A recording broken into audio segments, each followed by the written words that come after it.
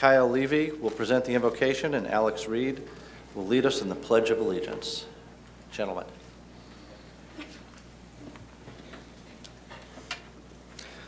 Albert Einstein said, "Learn from yesterday, live for today, hope for tomorrow."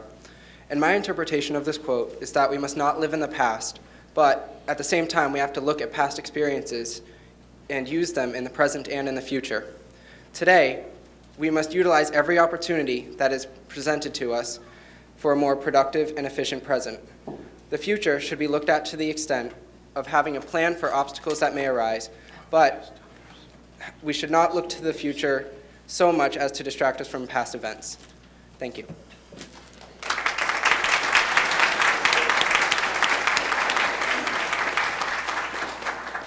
Will everyone please rise for the Pledge of Allegiance?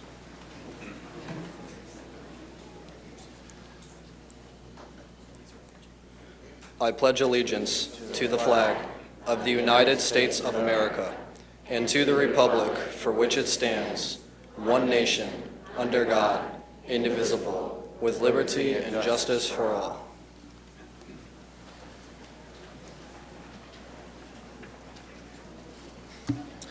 Okay, gentlemen, who we have up there? Alex, why don't we start with you since you're up there? Why don't you tell us all a little bit about yourself? Well, first of all, I am a member of the lovely jazz band we have here at Viera. Being in band is a great hobby of mine. I am also a company commander for our JROTC program at Viera. Oh, excellent, very nice, thank you. And tell me about activities other than band. Activities other than band, well, I already stated ROTC. Outside of school, I am a member of my Boy Scout troop. Boy Scouts, very good. I see on here it says that you also participate in airsoft, and it's similar to paintball. Is that a competition like paintball is? It can be a competition. I personally just do it for fun with friends. Okay, so you just shoot friends for fun. Don't those little, I know the paintballs hurt. I've been hit by some of those. How about the airsoft? How are they? Yeah, they hurt too. They're plastic. Okay, so you put on the battle gear just like in paintball and the face masks? Yes, sir. Okay. I thought you were going to say no, just like when we were kids, we didn't use any protection. So I'm glad you are. We weren't too smart when we were younger. Some will say we're not too smart now, but that's beside the point. So tell me about your school. What do you like about your school? And if there was something you can change, what would you change? What I really like about Viera is that I feel like the teachers a lot of them are very relatable. You know, they know how to talk with and work well with a lot of the students.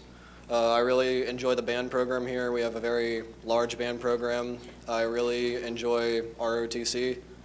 I think those two programs alone have made me have such a great experience Excellent. at Viera. As for things we can change, I can't really think of much for it. Everything's great. Everything's great. So you don't eat the school lunch then?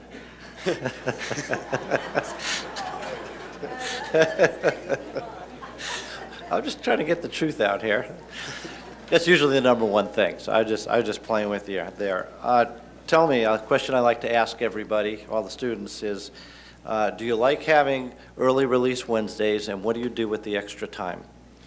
I do enjoy having early release Wednesdays. I feel like it helps, you know, not only teachers get more time for planning throughout the week. I feel like it lets students have a bit of time to unwind. I personally use the time to go home. I practice my instruments at home, and I study for the rest of the week. Excellent, very productive. I wasn't productive when I was early released. I'm glad you are. All right, well, thank you very much.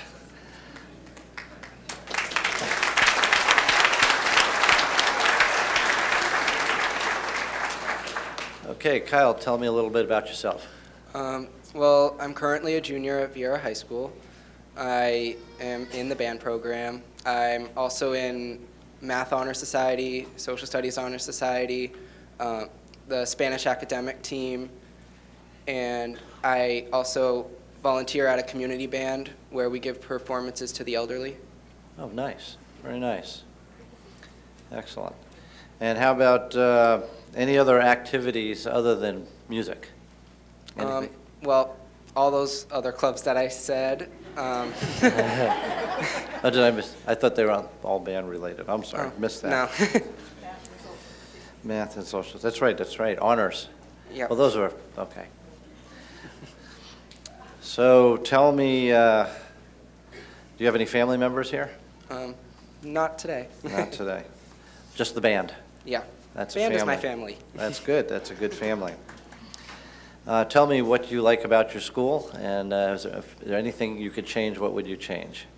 I really like how it's an open campus. A lot of schools that I've been at before are mainly just closed off and inside, and you really can't see outside. I like how going from class to class, I usually have to go outside and I get fresh air and see things like that. If I were to change anything, I mean, our auditorium isn't the best. I kind of wish it could be a little better, like at Merritt Island and other places. So the where it slopes up and where you have the elevated stage and you got all the big curtains and all right, I get that. Maybe Dr. Blackburn can do something. Yeah, next board meeting, he's gonna get me back for that. I'm pretty sure, since capital money is very tight these days. But we do value the arts, and we wish we could provide that at every school. But that's a good suggestion. It really is. I can tell what a difference it makes. And you experienced that. Yes, in multiple venues. I did. That's a good point. So okay, tell me, do you like your early Wednesdays, and what do you do at the time? I really like the early release Wednesdays. I usually spend it just going home, catching up on any homework that I've been slacking on. It's a lot of time to work on some of the long-term like projects and things like that, so that I don't end up waiting to the last second to do them, because I have all this time just sitting there so I can be productive. Excellent. Very good. Glad to hear that. Okay, thank you very much for your time. Thank you.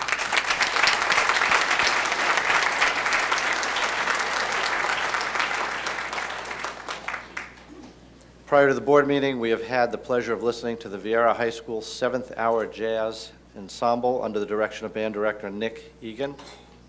The students will perform one more number. However, please give us just a few seconds for the board to move down to the front row so we can observe from in front. Thank you.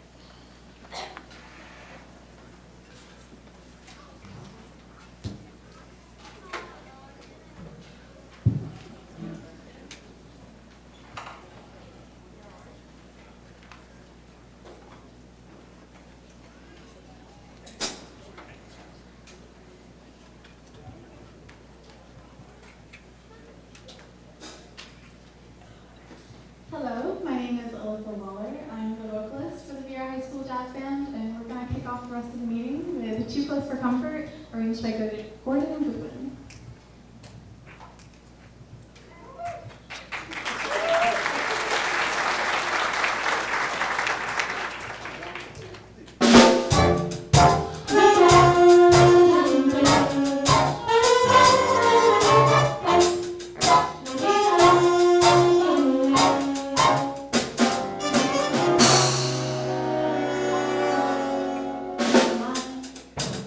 Smart, behave.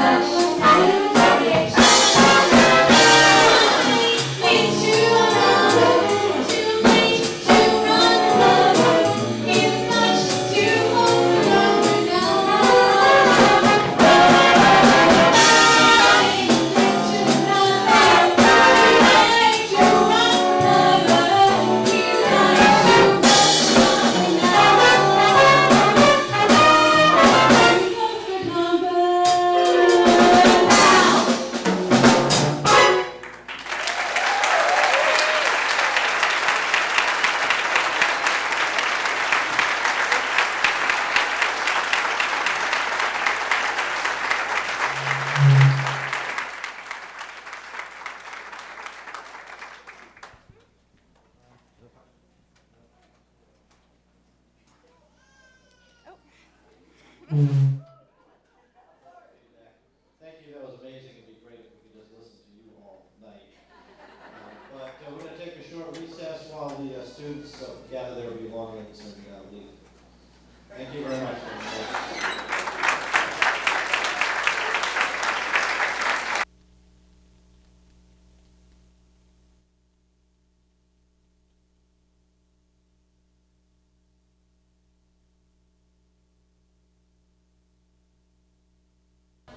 Four, three, two. And we're back. However, before we move further, I'd like to offer my fellow board members the opportunity to give any recognitions to staff, students, or community. And at this time, I'm going to start with Mrs. Henderson. I believe you have something specific you want to recognize, correct? Thank you, Mr. Ziegler. First, I want to, we'll talk about the all-county jazz that was this weekend at Viera High School. I want to give a big thank you to Scott Appelgren from the horn section, because the horn section paid for the high school's clinician honorarium, and Bright House Networks paid for the printing of the programs and the tickets. We're going to listen for a second.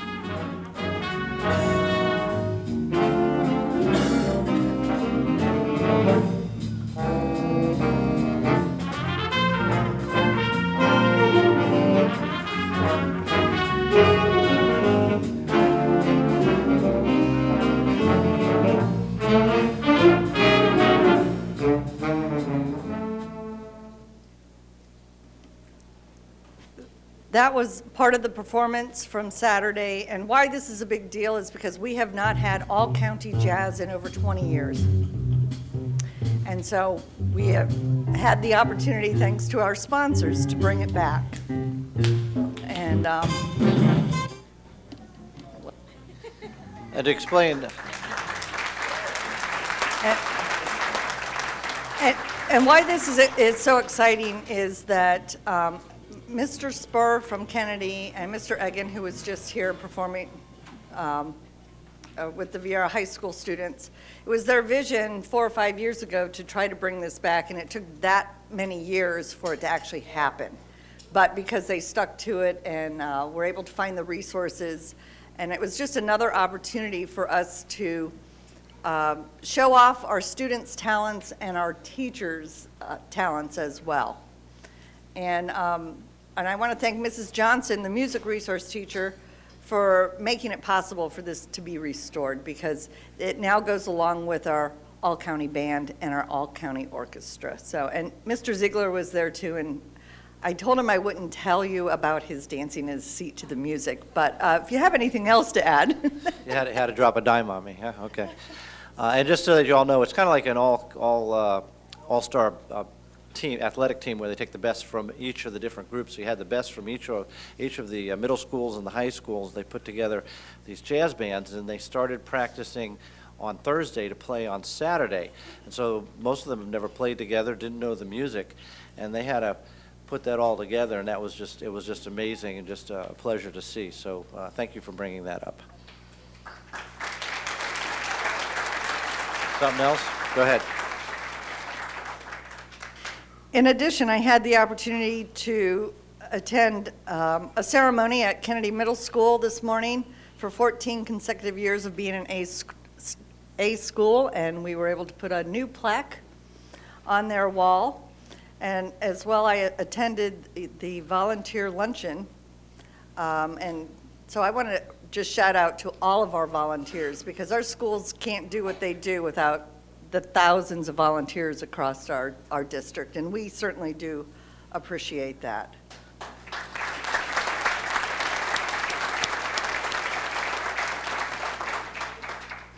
And this one goes out to a staff member. I received a phone call last week from a very nice man who was having difficulty getting information on his student, and I called, or I emailed Anna Diaz, and I will tell you that her response to this gentleman and the unique situation. It wasn't even one of my schools. It just happened to I happened to pick up the phone.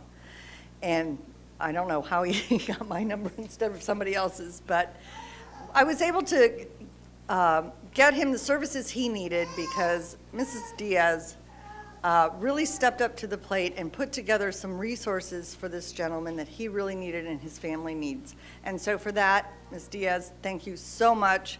I know that the family thanks you, and the schools really appreciate your efforts. Thank you.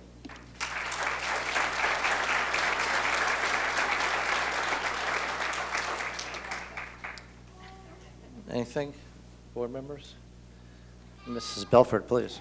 I do have just a quick shout out. I had the opportunity to go, not this past weekend, but the weekend prior, to Orlando for the state future problem solving competition, the state competition. So there were schools there from all over the state of Florida competing.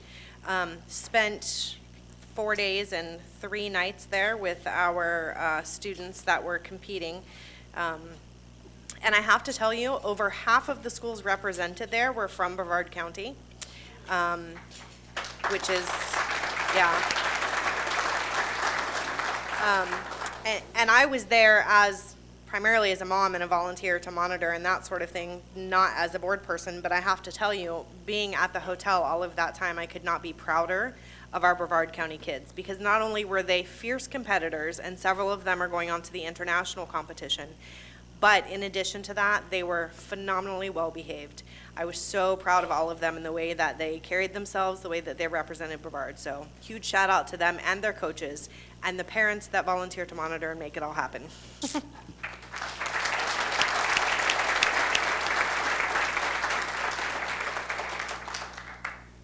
The only thing I'll add is the State Science Fair was I think about 10, 11 days ago. And once again, Brevard led the way, and yeah, I think there was 4 Best in Shows and 8 first place awards, over $400,000 in scholarship money won by Brevard students. So phenomenal job, and a thank you to all the science teachers, STEM proponents. We really appreciate it, and awesome job.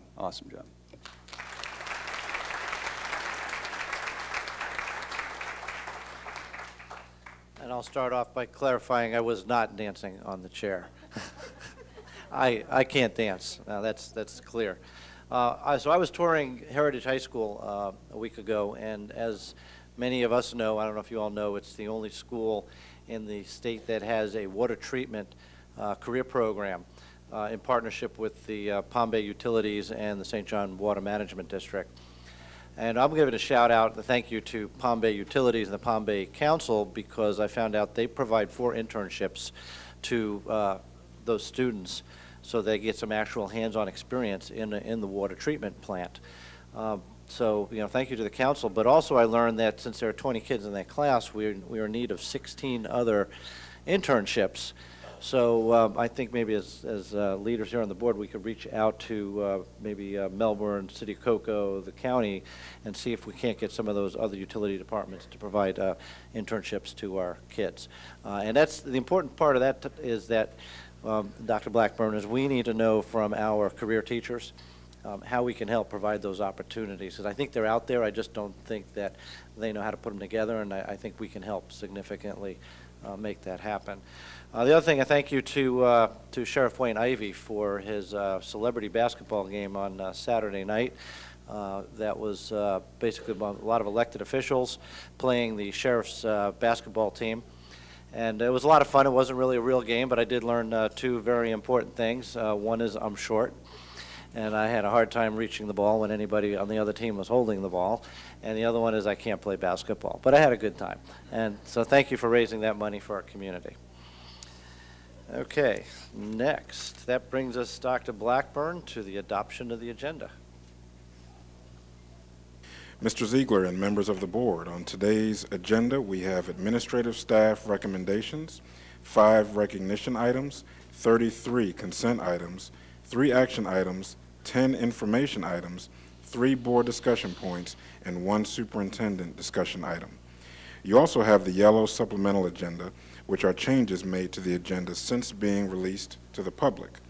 There is a revision to item A7 on administrative staff recommendations, one consent revision, item F15 on student expulsions, two consent deletions, formerly item F16 on state-required recognition bonuses, and item F24 on the change names of Mims Elementary, Madison Middle, Titusville High, and Rockledge High. There is a revision to action item G48 on department school-initiated agreements. Additionally, there are two information revisions, item H50 on job descriptions, facility services, and item H52 on the 2015-2016 Instructional School Administrator and District Instructional Leadership Evaluation System revisions, as well as an added board discussion point on opt-out. Okay. Thank you, and I see you would also like to move, was it administrative recommendations? Oh, show recognitions. Do you like to move on next page there? You like to move up show recognitions? I know that's important to you, so we're going to move show recognitions to be the first recognition item after administrative staff recommendations. I got you back. Okay, do I have a motion? So moved. Second. First by Mrs. Belford, second by Mrs. Henderson. Any discussion? Not hearing any discussion, please vote.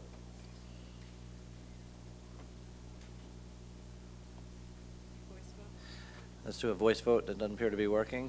No. All those in favor say aye. Aye. Opposed? Passes 5-0. Okay, Dr. Blackburn, let's move on to administrative staff recommendations, please. Under item A7, you have 6 administrative staff recommendations to consider.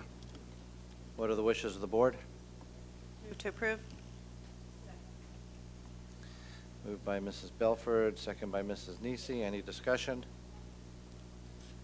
Not hearing any discussion. Please vote. Not working, so we'll voice vote. All in favor say aye. Aye. Opposed? Passes 5-0. Before we go further, I would like to take this opportunity to recognize the administrative staff members present this evening. First, congratulations to Tom Fitzgerald on his reclassification from the position of District Network Engineer Tech Coordinator to the position of Director of Information Technology.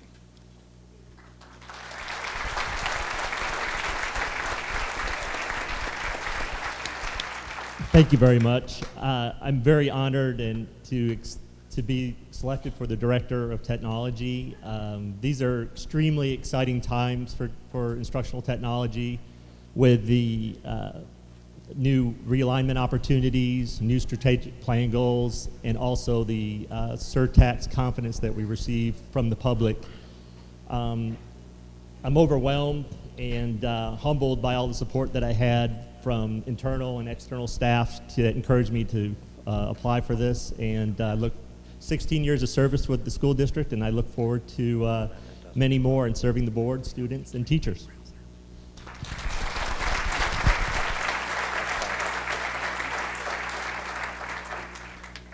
Now please join me in congratulating Corey Hurst on her reclassification and transfer from the position of Assistant Principal of Cambridge Elementary to the position of Principal of Riviera Elementary effective July 1, 2016.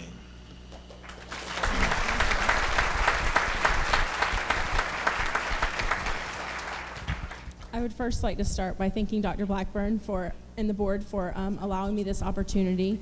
I would also like to thank my Cambridge staff that's grown me into the leader that I am, and the mentors that I have in Hyla Mercer, my former principal, and my current principal, Dr. Smith, along with my great area superintendent, Mrs. Klein, for all her support and encouragement throughout this process.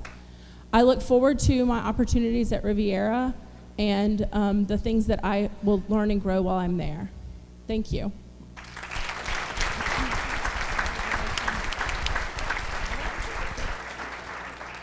I would also like to recognize Mitzi Robinson on her reclassification and transfer from the position of assistant principal at Fairglen Elementary to the position of principal at Pinewood Elementary, effective June 1, 2016.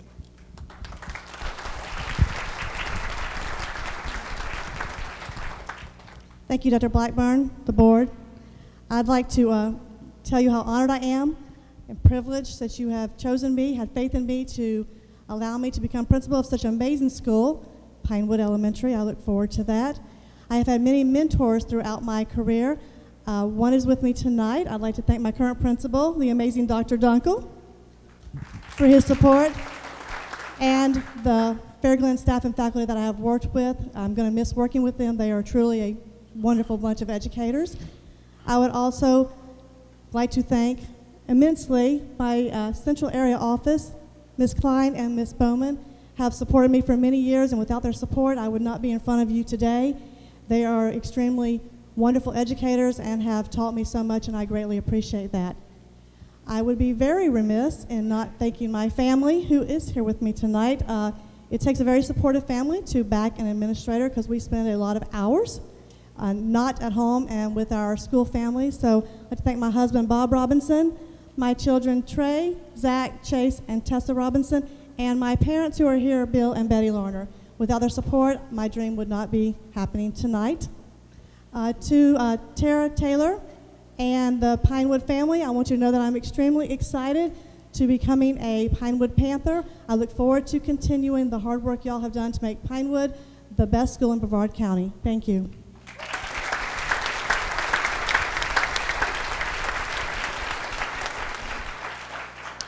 Congratulations to Victoria Hickey on her reclassification and transfer from the position of assistant principal at Astronaut High to the position of principal at Rockledge High, effective June 1, 2016. Thank you. Dr. Blackburn and board members, it is such an honor to be here. Can't hear myself. It's such an honor to be here and such a privilege to be chosen as the principal for Rockledge High. I too have had a lot of mentors in my travels through administration. I was first hired into administration by Gary Schifrin, and I owe a great deal of thanks to Dr. Reinhardt, Jane Klein, and DJ Cronell for these last 2 years of sincere, unwavering support at Astronaut. And the Astronaut family that I'm leaving is just has been a tremendous experience for me. But this last year with Krista Miller, it has just been a partnership in leadership. And we have learned together, and she has been the greatest support for me moving forward in this process. And I appreciate her and Jamie being here tonight. And all of the Rockledge High administrative staff is here, and I appreciate that too. But my family, I certainly couldn't do it without them. All of them are Rockledge High graduates. Greater pride. My daughter's here, Delaney. My husband, Jim. My son is at work, so he's missing all the fun. But I'm very anxious and appreciative and anxious to get started.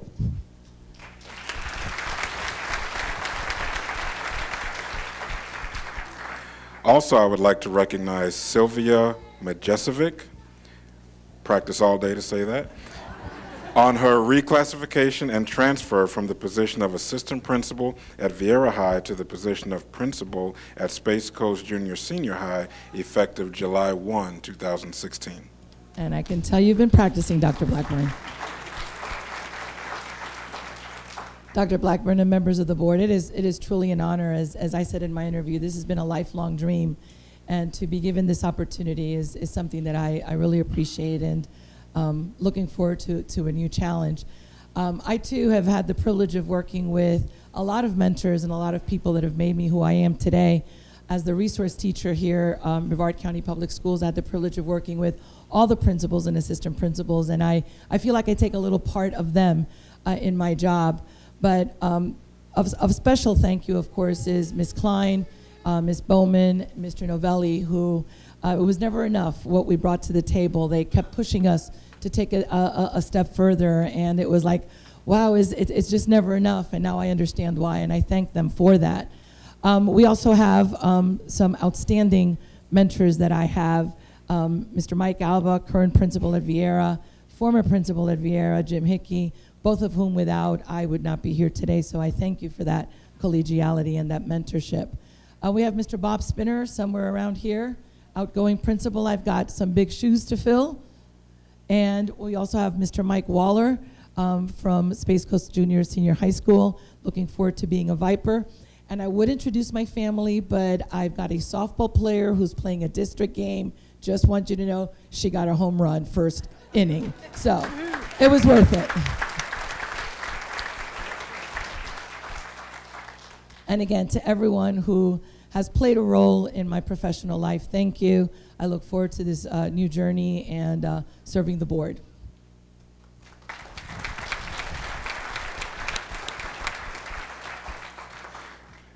Mr. Ziegler and members of the board, Dr. Carol Kent, Deputy Superintendent of Chief Human Resources Officer, and Chief Human Resources Officer, joined us on April 4.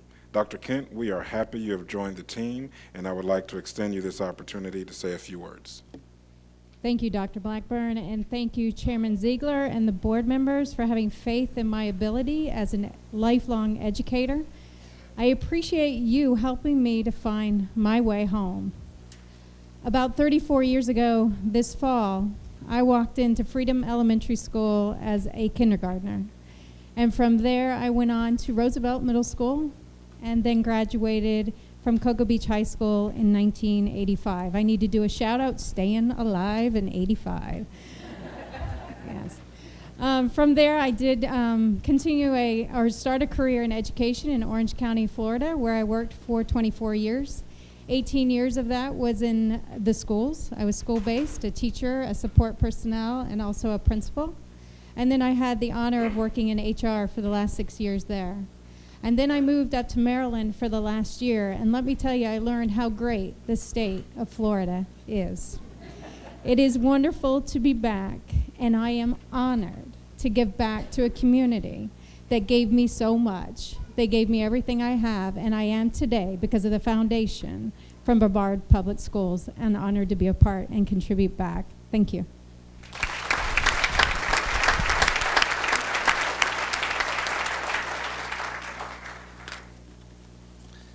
Dr. Blackburn, please tell us about the recognition items on this evening's agenda.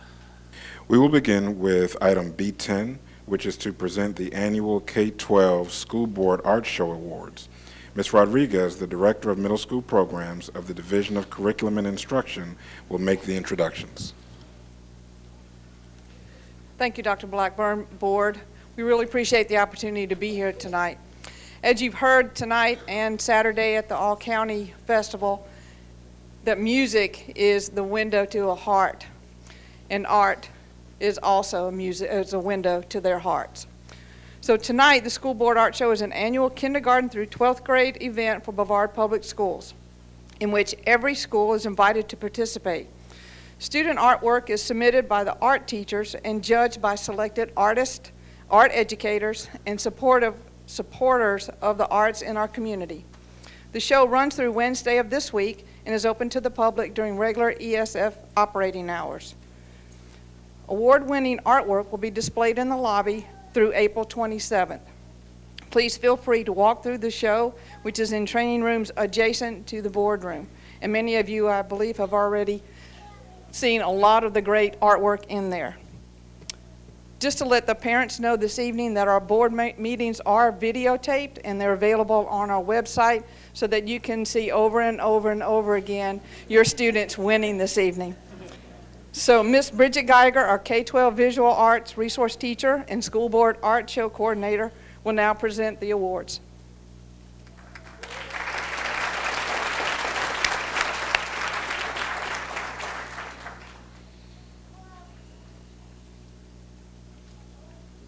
Good evening.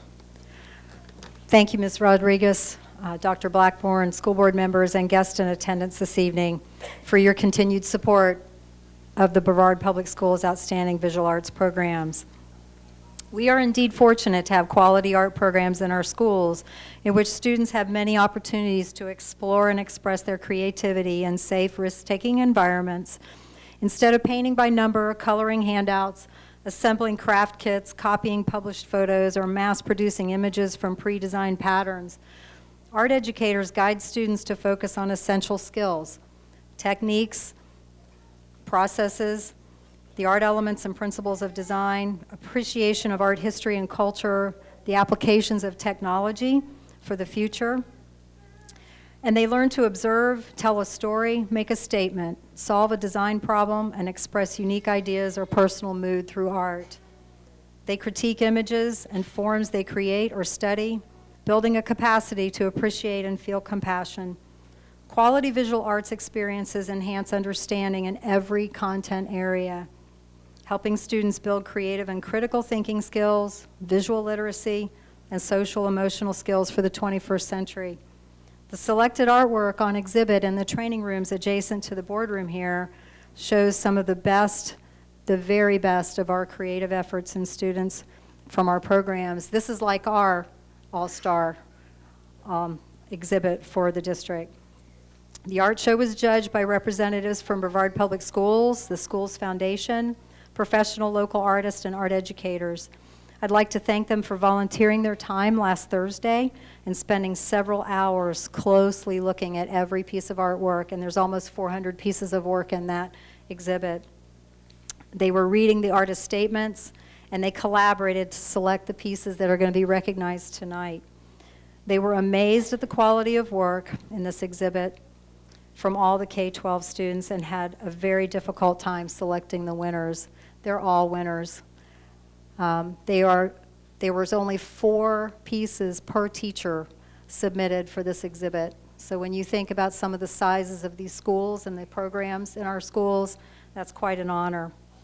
So now at this time, I'd like to recognize the award-winning student artist of the evening. Will Dr. Blackburn and our school board chair, Mr. Andy Ziegler, please come to the front and help present our awards.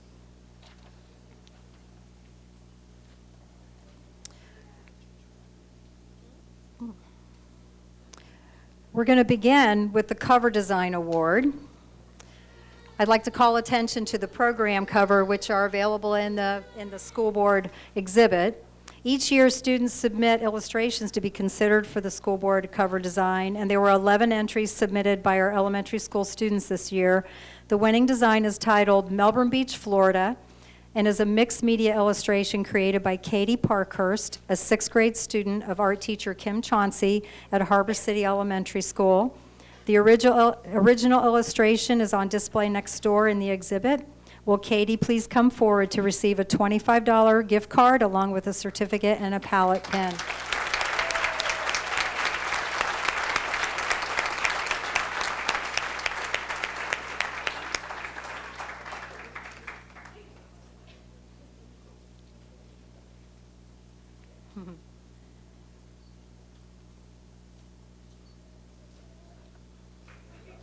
Thank you. Oh.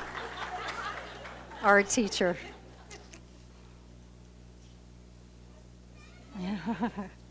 Now we'll recognize our other recipients.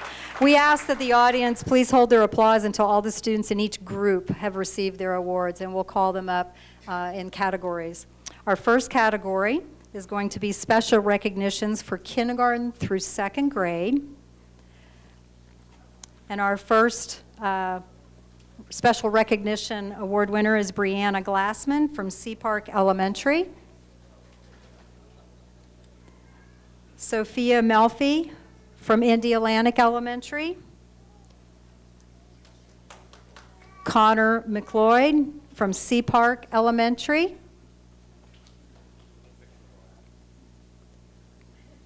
Michael Spencer from Sea Park Elementary.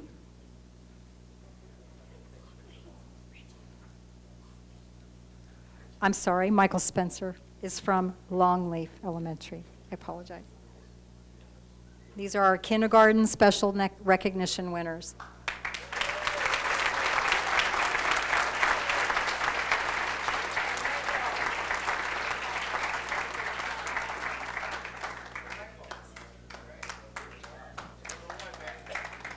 For first grade, we have Ivy Anderson from Sunrise Elementary, Camden Pearson from Roy Allen Elementary,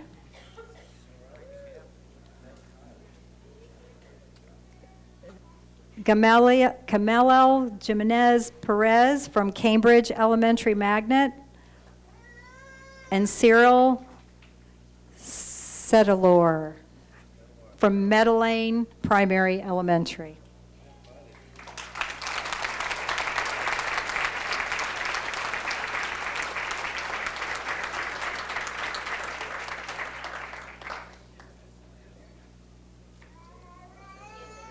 For second grade, we have Aiden Bartlett from Roosevelt Elementary, Kelvin Chen from Coquina Elementary, Kira Herida from Audubon Elementary,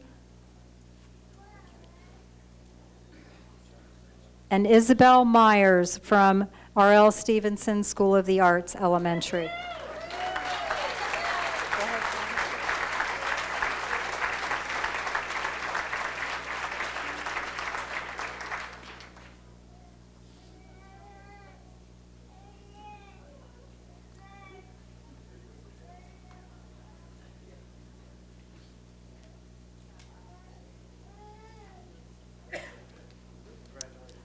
Now on to the third and fourth grade categories. Oh, we're going to take one more picture?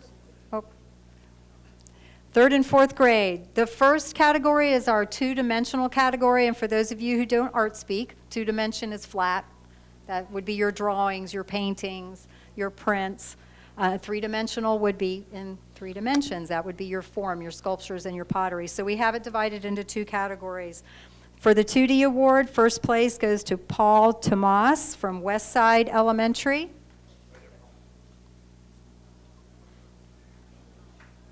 Second place goes to Amelia Hughes from Sable Elementary.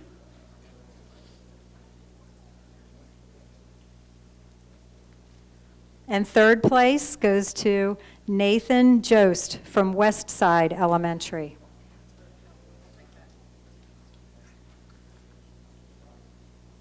In the 3D category, we'll put all the third and fourth graders together. In the 3D category, Brianna Benoit from Challenger 7 Elementary. Lindsay Pena from Sculptor Charter School.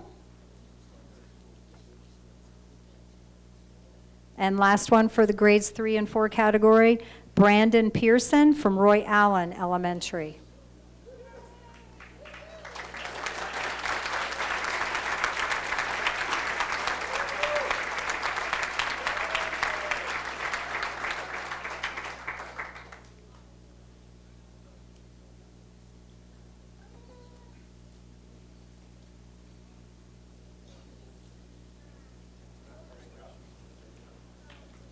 Okay, for 5th and 6th grade, first place in the 2D category to Sean Lincoln from Coquina Elementary. Second place, Lillian Grace McBride from Ralph Williams Jr. Elementary. And third place, Skylar Smith from Sunrise Elementary. In the 3D category, Priyanka Patel from Harbor City Elementary. Second place, Bella Demers from Sculptor Charter School.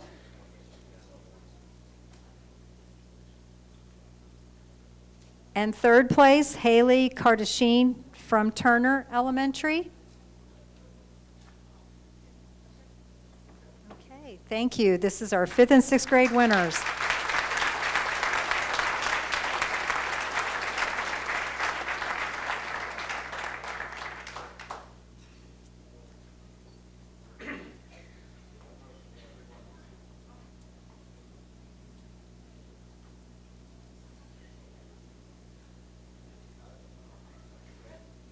So talented. They're our future designers. Okay, for the middle school, grades 7 and 8, first place in 2D is Lily Berry from Sculptor Charter School. Second place, Julia Lavrador from Delora Middle School. And third place, Raina Mahalik from Hoover Middle School. In the 3D category, Olivia Moyle from Sculptor Charter. Second place, Kelsey Boyven from Southwest Middle School. And third place, Jacob Denick from Vieira Charter School.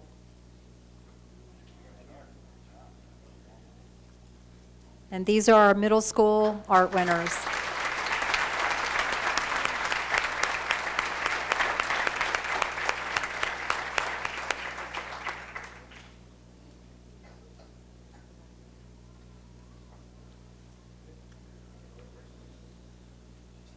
And on to senior high, grades 9 through 12. We're going to start with the digital art and photography category.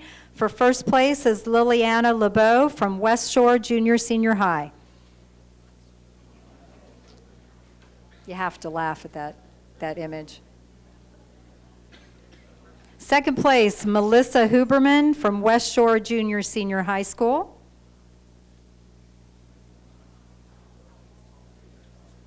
And third place is Mai Lin Pham from Heritage High School.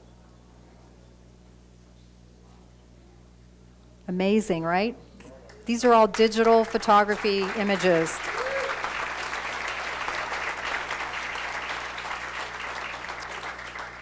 In the 2D category, Chrysantha Volmering from Space Coast Junior Senior High.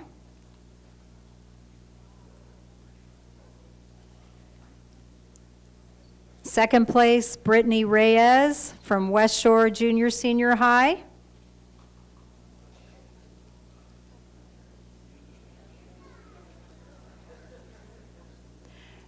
And third place, Sierra Scazillo from Merritt Island High School.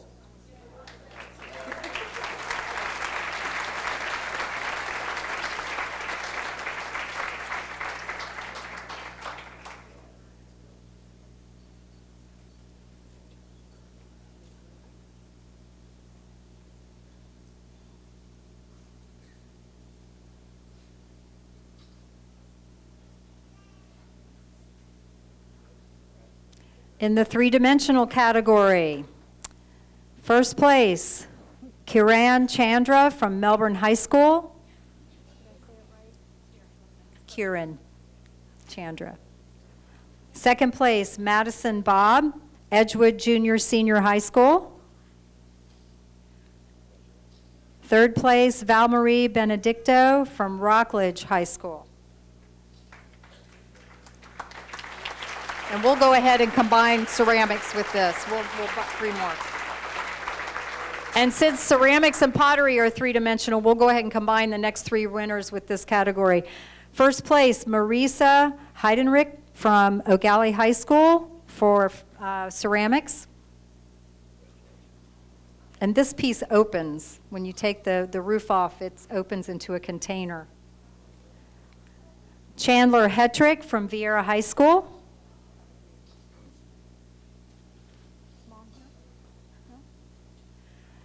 And Sam McCormick from Heritage High School.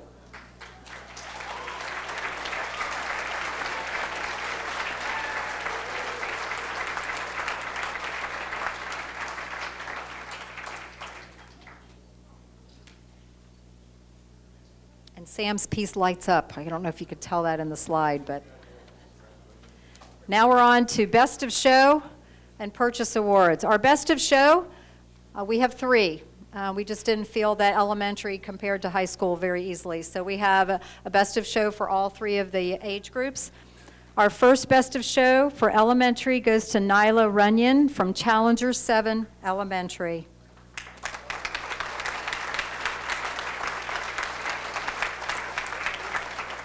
There'll be 2 more. I have to say something about this piece before I move on. If you don't read the little artist statements, You won't quite understand what went into it. This is a digital photograph. Looks like outer space, but you went out on the playground and took a picture of a hole in a picnic table, correct? That's where this came from.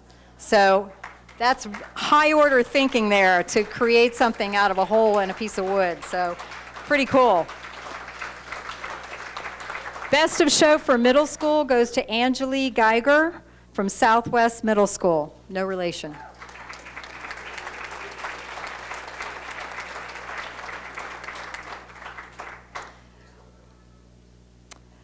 And the next is high school best of show, goes to Gianna Santucci from Merritt Island High School. This is her second year in a row receiving best of show.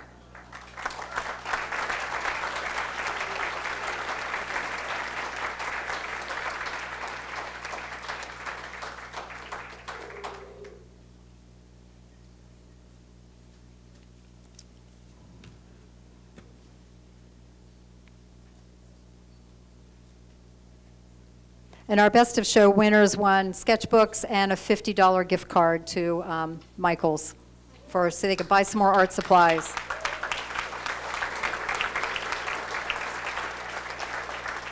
Our next three winners are called the Purchase Awards, and again, we did it the three different age categories.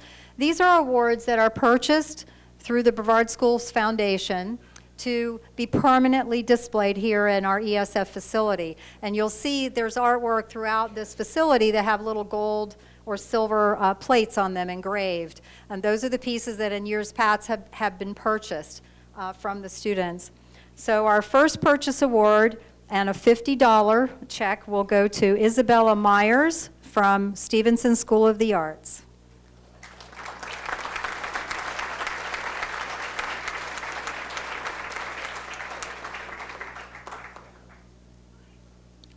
Our second purchase award from middle school is Megan Hawkins from Ronald McNair Magnet Middle School. And Megan receives a $100 check.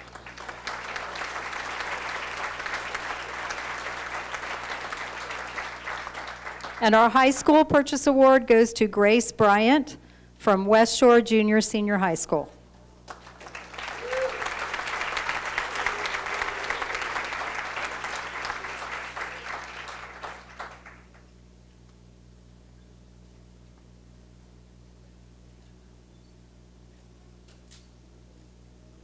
So thank you very much for encouraging our art programs. It's really important for these students to exhibit their work and to continue on. Without your support, it would not be possible. So again, thank you and enjoy the show when you get a chance.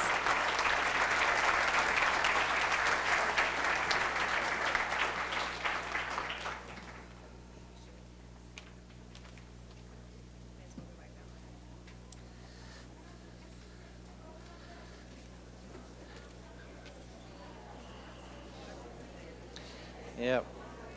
We will pause for just a minute. If everybody that's exiting can please do so quietly. Good luck.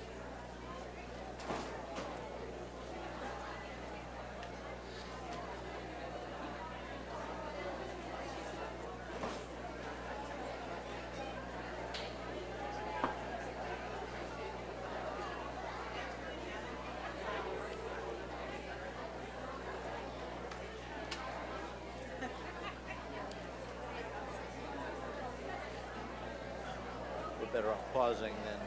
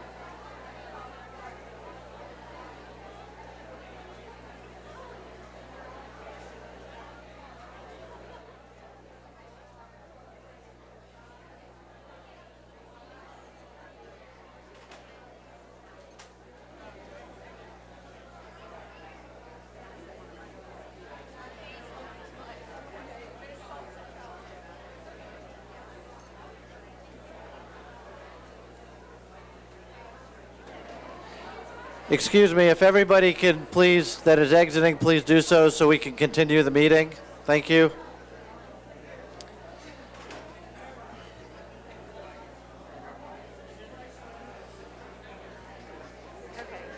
And it's touch screen or, okay. If I could have everybody's attention, we need to continue with the meeting. Yeah.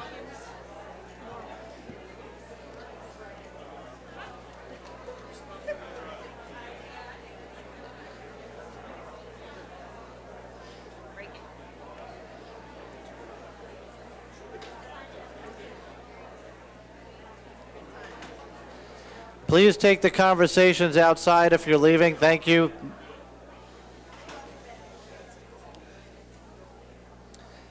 Okay, Dr. Blackburn, is he here? Or is he? Oh, good idea.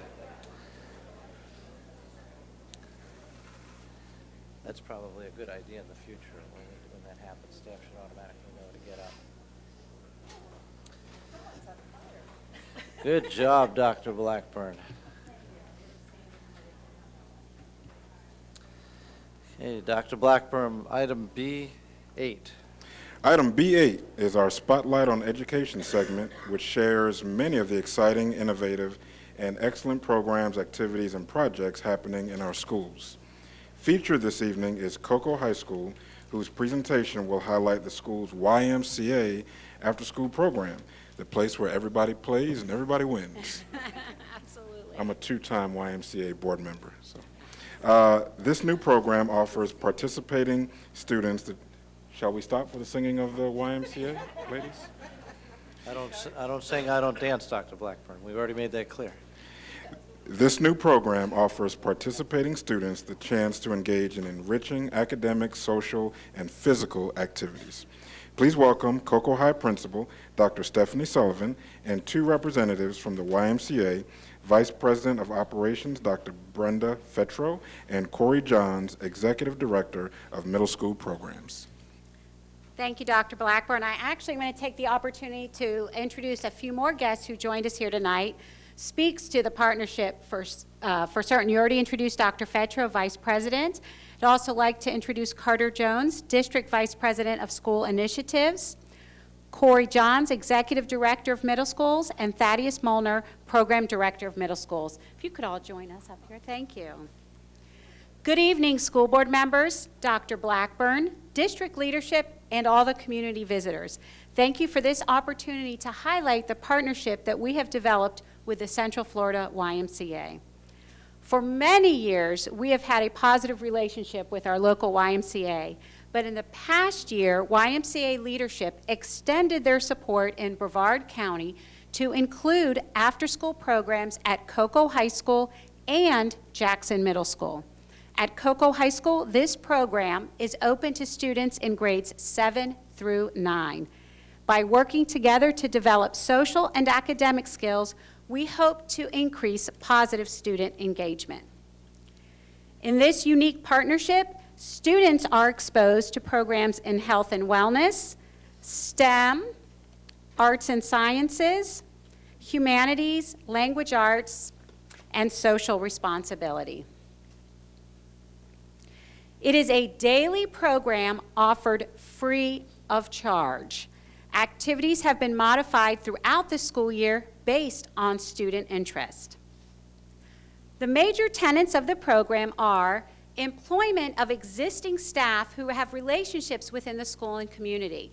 So to put a little emphasis on that, we work with our local YMCA to employ our staff members who then in turn work for them on our campus in the after-school program.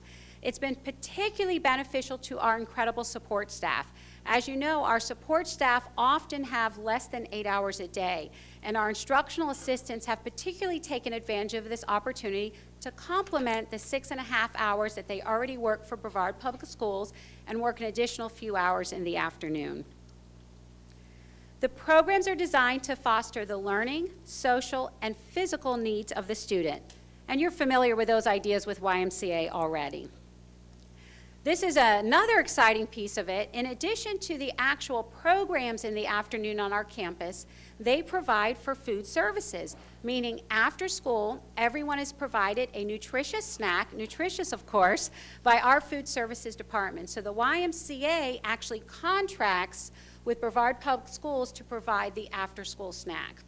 Additionally, they provide all materials and supplies. So every month, they take a new order to make sure our students are given fresh, new materials and supplies to participate in all the different activities. And the really exciting part for Cocoa High School is they also provide transportation home. They have contracted with our local vendor who does the corridor busing for Brevard Public Schools, and they pay for corridor routes for students to be able to stay in the after-school program and then be transported home. And finally, because we're working together in a joint operation, we continue to monitor the progress of our students in academics, behavior, discipline as well.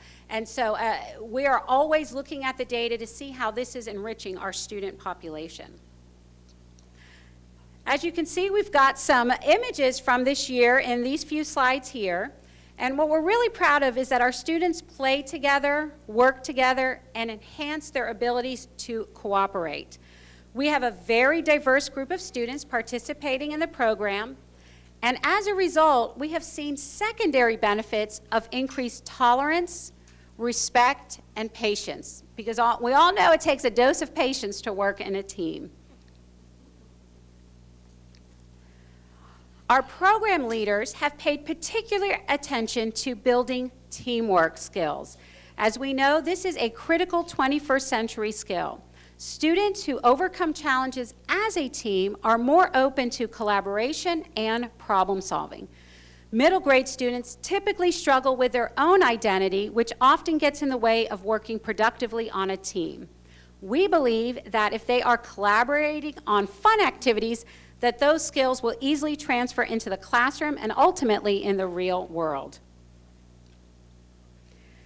Our team has put together activities for the quiet, introspective student as well as for our introverted children.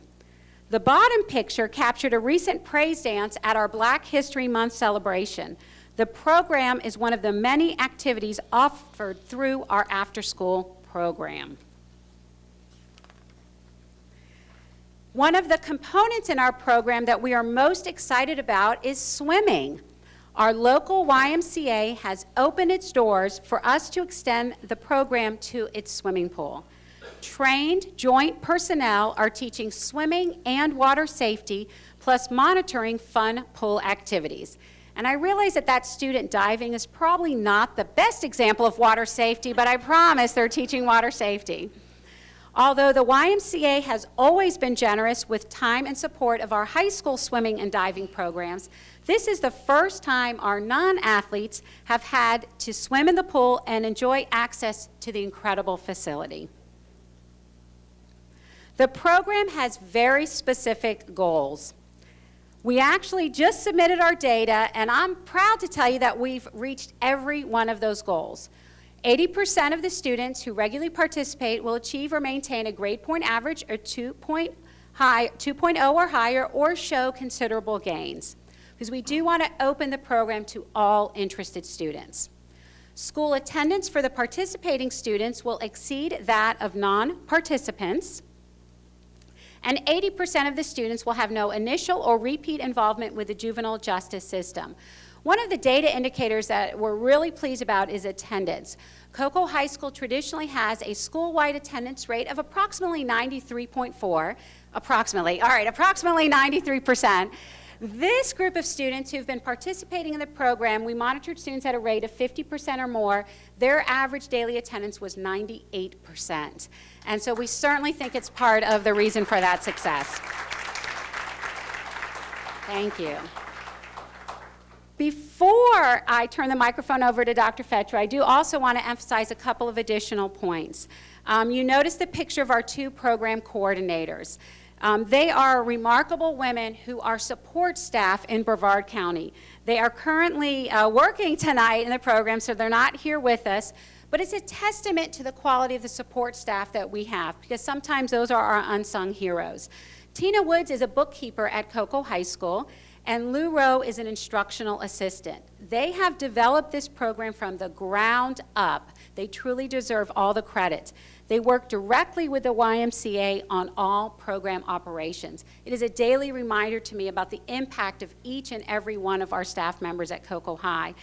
We also recently got the exciting news that we were approved for a summer camp as well. So throughout the month of June, we will be providing summer camp opportunities for our students that include all of the other programs that we previously discussed. And I'll let Dr. Fetro talk to you a little bit more about that and the plans for continued funding. Thank you. Thanks, Dr. Sullivan. Mr. Chairman, members of the school board, Dr. Blackburn, Attorney Beislein, good to see everyone. We come to say thank you. We thank you for your partnership. We just are thrilled to be in the two schools, the two pilot schools in Brevard County. Just a teeny bit of history so that you and the audience know a little bit about the program. We stand on a 16-year history of the Central Florida Y conducting this program in another county in Central Florida. So with very successful outcomes all of the 16 years. So through that success, we wanted to replicate it in the other counties in which we serve. Brevard and Osceola, we're happy to say, were the pilot schools in those two counties this year. So in thinking of how we could expand this, we went to our state legislature. So when any of you see Speaker Crisafulli or Representative Goodson and Senate President Andy Gardner, please say thank you on behalf of the YMCA. They were the champions. They got it through the legislature. And of course, the governor's office, thankfully, the governor did not veto it. So we're, yeah, with a list of $236 million, we were blessed, that's for sure. So we just want to say thank you. We're thrilled we're here this year. And the staff, as Dr. Sullivan talked about her staff, these three gentlemen to my left, they do the hard work. I just try to ask for the money, but they do the real work in working with Dr. Sullivan and her staff to make this happen for the kids. So we're thrilled to have the money this year.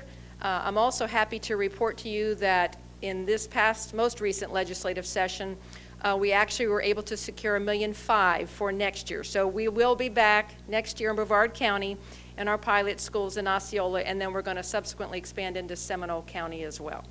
So we're very thrilled, and thank you for your support. Dr. Sullivan, thank you and your staff for your support, and we'd be happy to answer any questions that you may have. We're good. Thank you very much.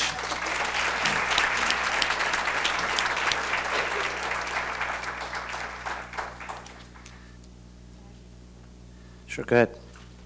I just want to thank you, all of you, for bringing this to Brevard County, for providing the opportunity for the students. And at the end of the day, this kind of program, when you talk about better attendance and better grades, I mean, that's what we're all here for. And so I thank you for supporting our schools and for even thinking about this idea and bringing it to us. And thank you, Stephanie. Thank you.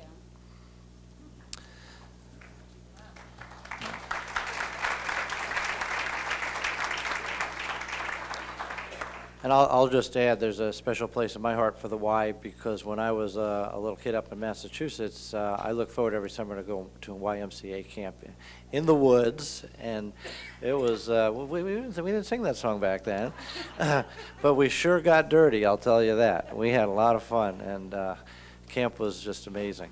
So thank you for what you're doing for our students. Okay, Dr. Blackburn. Item B9 is a check presentation from the Brevard Children in Need Committee. Local realtors and hoteliers who are organized as the Brevard Children in Need Committee have made our homeless students and students in transition the focus of their charitable efforts. Tonight we have members of the committee with us to present the results of their fundraising and present a check to Janice Kershaw, Executive Director of Brevard Schools Foundation, and Dr. Sally Shin, Homeless Student Liaison for Brevard Public Schools. Ms. Kershaw, will you please introduce our guests? Thank you, Dr. Blackburn and members of the board. One of the early phone calls that I received when I first joined the foundation was from Louise McLean, who is a realtor with RE/MAX Solutions. Louise. She was asking how she and other realtors could help our homeless students. Fast forward 5 years and look at this crew of community members with us tonight. who have been fundraising ever since, and who I'd like to introduce now and present with a certificate of appreciation before we have additional remarks. Space Coast Association of Realtors 2015 President Lynn Welpley,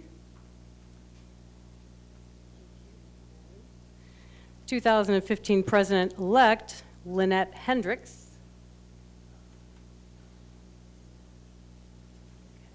the Space Coast Association of Realtors Chairs of the Brevard's Children's in Need Committee, Louise McLean,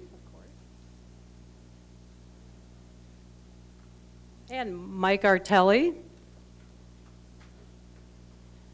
We have Dale Starling. Thank you. And committee support staff Cindy Honkanen. Thank you. And we also have the Human Resources Director of the Hilton Cocoa Beach Oceanfront, Don Kelly.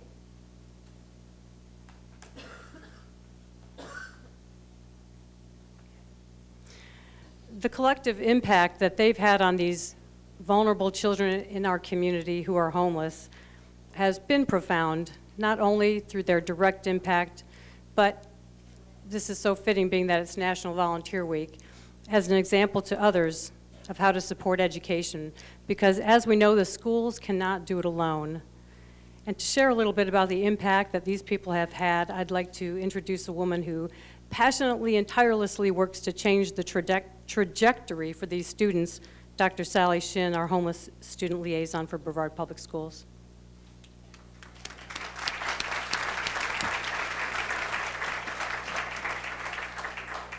Thanks, Janice. Homeless children face various serious risks and life issues. The trauma and the stress seems incomprehensible sometimes. The cost of their social and emotional well-being is very high. But this group, right here, helps them focus on what lies ahead, not what's going on right now. The supports they bring keep our kids in the middle of school life.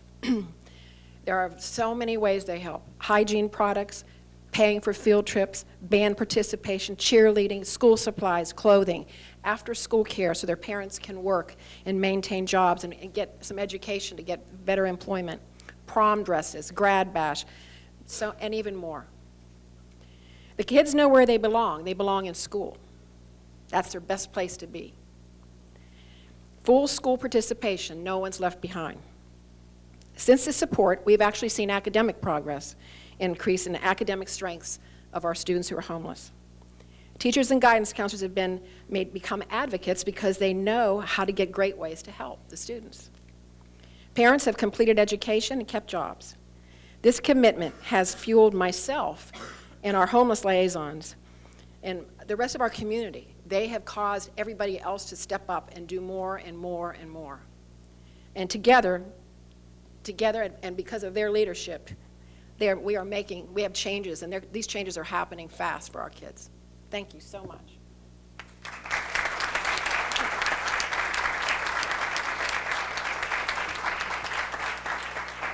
Thank you. I'd like to introduce Louise McLean, who will do the honors. This is always... Sorry. Good evening, Dr. Blackburn and members of the Brevard School Board. It's our pleasure to be here once again this year. Thank you to Sally and Janice for having us. 5 years ago, the Space Coast Association of Realtors established Brevard Children in Need Committee to raise money and to bring community awareness to the fact that we do have over 1,500 homeless children in our school system. What started out as a committee of about 10 people has since grown to over 40. The money we have raised is instrumental in meeting the specific needs of the Brevard's children in need so that they may feel included and stay focused on their education. We want these children to know that we care and we give them hope for a better tomorrow. That's why we came up with the motto, help a child go from helpless to hopeful. I say it all the time that it only takes a little bit from a lot of us to make a difference, and in a minute, I hope you'll agree with me. We honestly couldn't do what we do without the help and the support of the Cocoa Beach Area Hotel and Lodging Association, but most importantly, the continued support and dedication of the Hilton Cocoa Beach's oceanfront staff of their Blue Energy team. We've come a long way in 5 short years, Every day, more and more people are continually asking about Brevard children in need and want to help. Our primary purpose is to raise money, but because we believe that it takes a burden off of our teachers, and they no longer need to reach into their own pockets to meet the specific needs of their students. Some people can't give money and want to help in other ways, like the toiletry drive that Sally mentioned, and we still continue to do that. When we learned that many of the kids will arrive at school early just to be able to take a shower, we sent an email blast out and posted it all over Facebook that we were in need of basic toiletry items. As word spread, we were getting donations so fast that we could barely get them to Dr. Shin fast enough, which is awesome. And what's even more awesome is that other kids heard about this and wanted to do what they could to help. So they took it upon themselves to go out and ask their friends to help as well. Every year, we help the Blue Energy team with a coat drive, and another event that we created 4 years ago with them, or excuse me, that they actually created that we helped them with, is the Project Prom Queen. We've had hundreds of dresses, shoes, purses, hair accessories donated to make these girls feel like true prom queens. We just wrapped up this year's prom event. Thank you, Mrs. Belford, for being there. We provided over 160 dresses as well as several suits and tuxes that we're hoping to be able to include more clothes for the guys next year. If you've not been to the event, I encourage you to drop in next year and maybe check it out. The smiles that you'll see on these kids' faces when they realize that they finally get to go to prom, it's totally priceless. The memories that we have created for that will last forever. Personally, I love the confidence that they leave with. And I really don't know who gets more out of that event. I don't know if it's this or if it's them. But just remember that it only takes a little bit from a lot of us. Those are just a couple of the stories of what have happened in the, Those are only a couple of the examples of what occurred last year. I could go on, but I don't think that you guys would appreciate that. Our September at the event at the Hilton was once again a huge success. I know that Mr. Ziegler was there. I'm not sure if any of you guys were, but if you weren't, please come this year. We're already planning. We're getting new ideas. We're getting ready to get on track with that. The event is Friday, September the 9th. Write that down. Remember how I keep saying it takes just a little bit from a lot of us. On behalf of the Space Coast Association of Realtors, the Hilton Cocoa Beach Oceanfront, and the Cocoa Beach Area Hotel and Lodging Association, I'd like to present a check to you for the School Board Foundation in the amount of $60,752.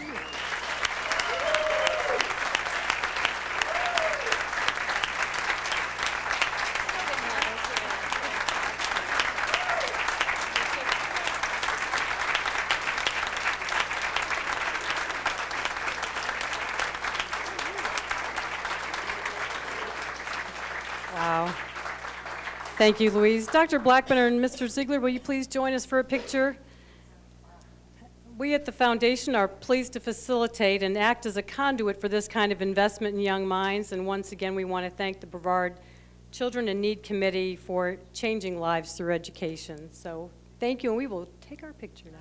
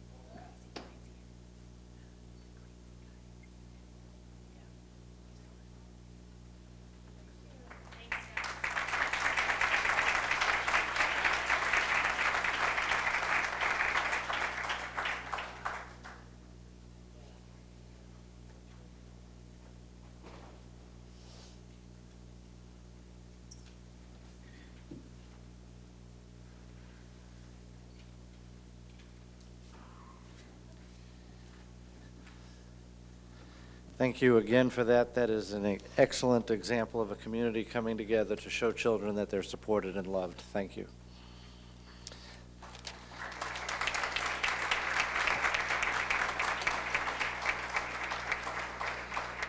Dr. Blackburn. Item B11 is the check presentation and recognition of the Florida Restaurant and Lodging Association. Ms. Jennifer McKee, Career and Technical Education Resource Teacher, will be facilitating the presentation. Ms. McKee. Thank you, sir. Well, to go on after that, I'm going to show you a video because I don't think I can top that.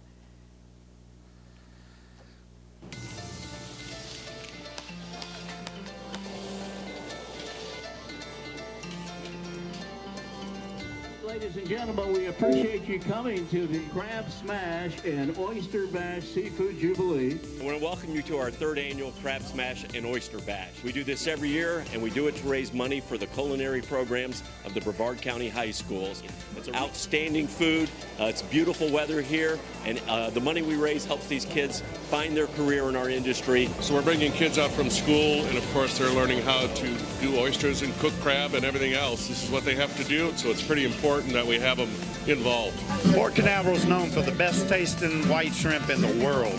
Canaveral Whites, it's the best shrimp in the world. We've been there for 33 years serving a wild-caught shrimp off of boats just like this one, supporting American fisheries and providing some of the best seafood in Florida to our visitors and our residents alike. My favorite thing is the blue crabs, oysters. I'd have to say the shrimp poor boys.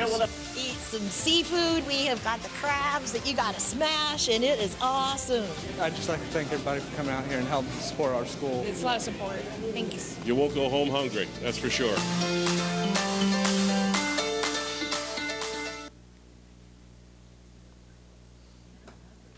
The Florida Restaurant and Lodging Association Space Coast Chapter has been the benefactor for Brevard Public Schools Pro Start Culinary Arts Program. For the 4th year, the Space Coast Chapter has presented a Crab Smash and Oyster Bash Seafood Jubilee, serving a wide variety of fresh Florida seafood, including oysters, Canaveral white shrimp, blue crabs, and Cape Canaveral golden tilefish. Jubilee is the name for a local phenomenon that occurs sporadically on the shores of Mobile Bay that lures in many species of crab, shrimp, flounder, eel, and other tasty fish. When the wild scramble of fish and crabs on the sandy beach is spotted, people living near the shore ring bells and call out to alert their neighbors by yelling Jubilee, so that everyone can rush down to the water to gather these delicious treats. The Crab Smash and Oyster Bash is a celebration of our very own seafood heritage in the beautiful waterfront setting to benefit Brevard Public Schools Pro Start Culinary Arts Program. Students from the culinary program prepared the food on the shrimp dock of Wild Ocean Seafood Market in big Cajun cooking pots and on grills. The Florida Restaurant and Lodging Association Space Coast Chapter raised $8,000 from this event to donate to the Brevard Public Schools Culinary Arts Program at Bayside, Cocoa, Melbourne, Palm Bay, and Titusville High Schools. In attendance representing the Florida Restaurant and Lodging Association Space Coast Chapter is Mr. Matt Kent, President of the Florida Restaurant and Lodging Association Space Coast Chapter and General Manager of the Best Western Hotel and Suites, Cocoa Beach, and Janice Schultz, Education Director of the Florida Restaurant and Lodging Association Space Coast Chapter and Brevard Public Schools Director of Career and Technical Education. To receive this check, Chefs Chris Cox, Mike Ferguson, Bonnie Ollinger, Chef Tom from Titusville High School, Melbourne High School, excuse me, and Bayside High School, along with student chefs from Titusville High School, Charles Barnes and Ashley Watson.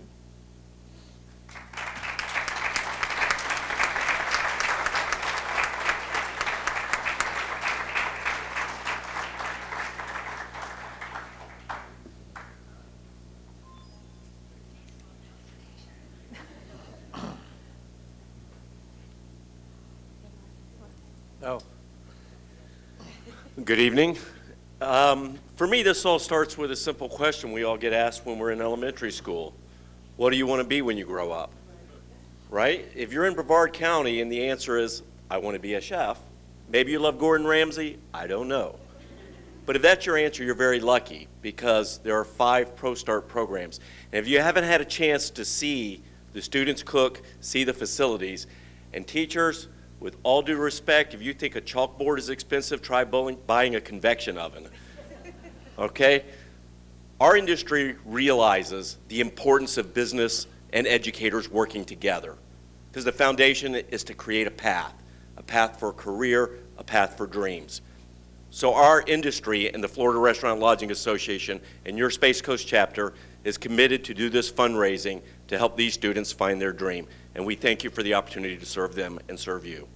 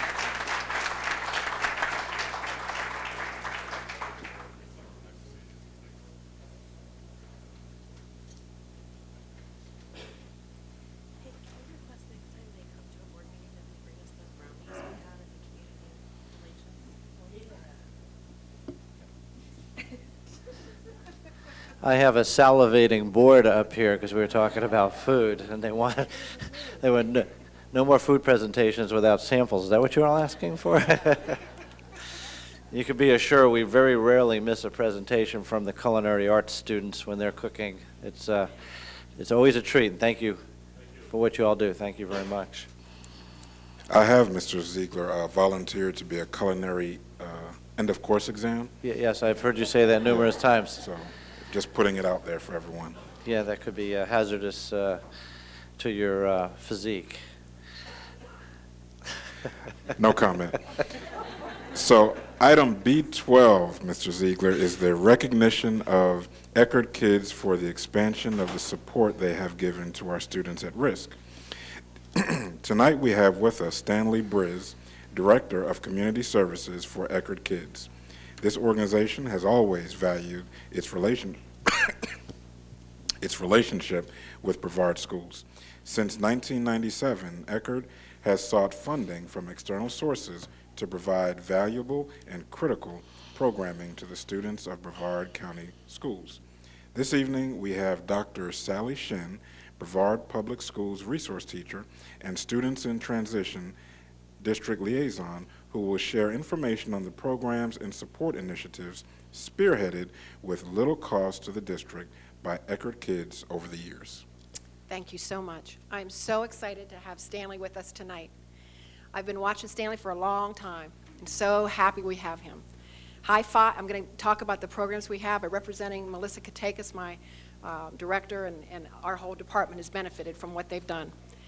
One of them is High Five. Eckerd school-based prevention services in Brevard County are provided at Endeavor and Coquina Elementary Schools through a proven model called Eckerd High Five. Character education with evidence-based substance abuse and violence prevention interventions. There's also Eckerd's Brevard School-Based Intervention Services. This program is provided to all students, grades 6 to 12, in our alternative schools through individual or group counseling with combines character education with evidence-based substance abuse and violence prevention. Raising Hope. Eckerd's Raising Hope aims to provide basic needs to children involved with Eckerd programming. Eckerd's Room of Hope is a storefront filled with clothing, shoes, PJs, diapers, hygiene items, and duffel bags so the children and families can attain basic necessities. Computers for Kids. Since 2000, volunteers have developed relationships with corporations and private donors of computers and have provided refurbished PCs to students in need. Eckerd Success Rewards. Eckerd staff members at times apply for small internal grants for deserving students. These success awards have been used to supplement the costs of fees for student participation in events and outlets for the arts. And here's mine. Eckerd's Brevard Family Support Services. Eckerd has procured funding in order to provide a full-time resource case manager to assist Brevard Schools Homeless Liaison and Students at Risk Department. This case manager provides family with transportation, assistance, and access to resources critical so that the student's success as well as the family stability has assisted students to focus on school success. From March 1st, 2016 to June 30th, Eckerd is providing over $400,000 worth of services and supports geared to families of Brevard Public School students who are experiencing homelessness. It's a fabulous, wonderful opportunity that would not be possible without Stanley's persistence and perseverance. The support assistance will stabilize our students' lives by assistance in stable housing and provide access to services and opportunities that will assist parents towards self-sufficiency. Additionally, 100 new laptop computers will be supplied to our high school homeless liaisons to assist the academic success of homeless students assigned to their schools. This investment in our students at risk will provide great changes in their lives. We are so very grateful. To conclude, Eckerd's support has helped educators in Brevard schools to strengthen the success of our students. Providing quality programming and connecting these students to the resources they need has resulted in creating opportunities and personal successes that seem unattainable. Eckerd hopes to have many years of continued partnership with Brevard schools. Together, Brevard students in the most need can have a second chance at success. Mr. Ziegler and Mr. Blackburn, would you please join us for a photo opportunity?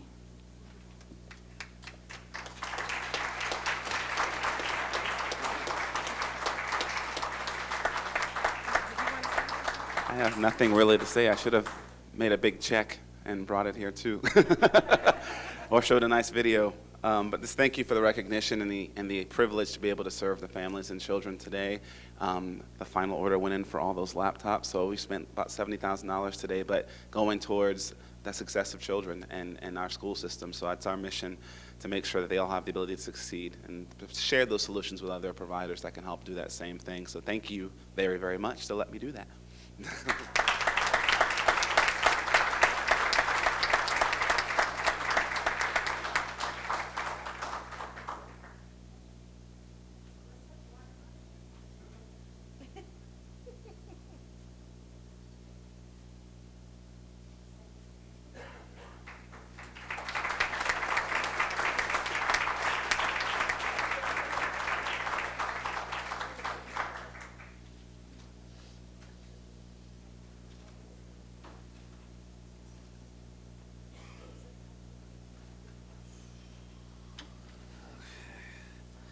Wow, that's a lot of great news for one night.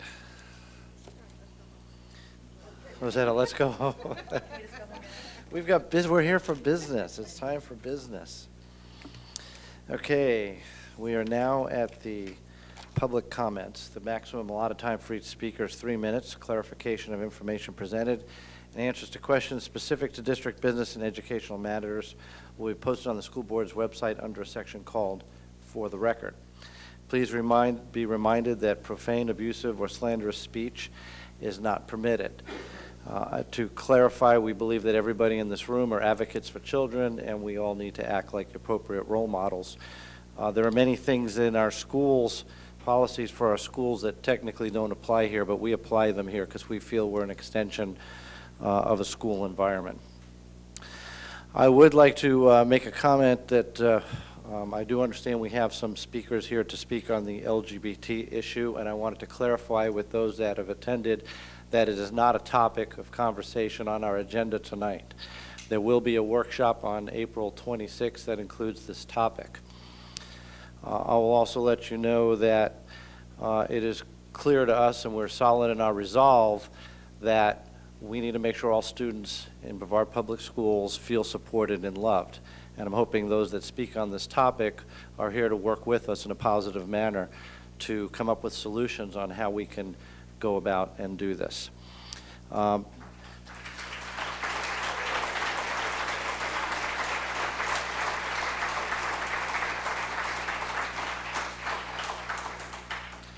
So for those who like to appeal to us, I can let you know that we were very receptive to suggestions and to partners and to your help. We are not very receptive to threats and things of that nature. So to make sure that your point is gotten across, I want you to understand us very well. Because we do have some people that want to speak to some business items and general business, I have adjusted the speaking list. We're going to take 10 tonight, and we're going to put those that are relevant, more relevant to the agenda and general business first, and then we will take the rest in the order that they came. So to start off, Mr. Richard Charbonneau, you did not specify what your topic was. I'm assuming it's general business. So you get to go first, followed by Michael Bloom, followed by Vanessa Skipper, and then Dan Bennett. Mr. Charbonneau.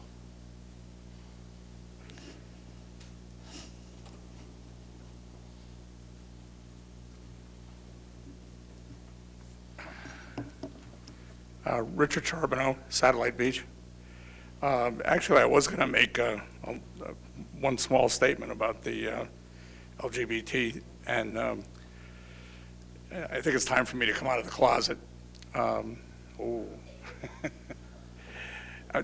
actually an ordained minister also. I went to a Baptist school.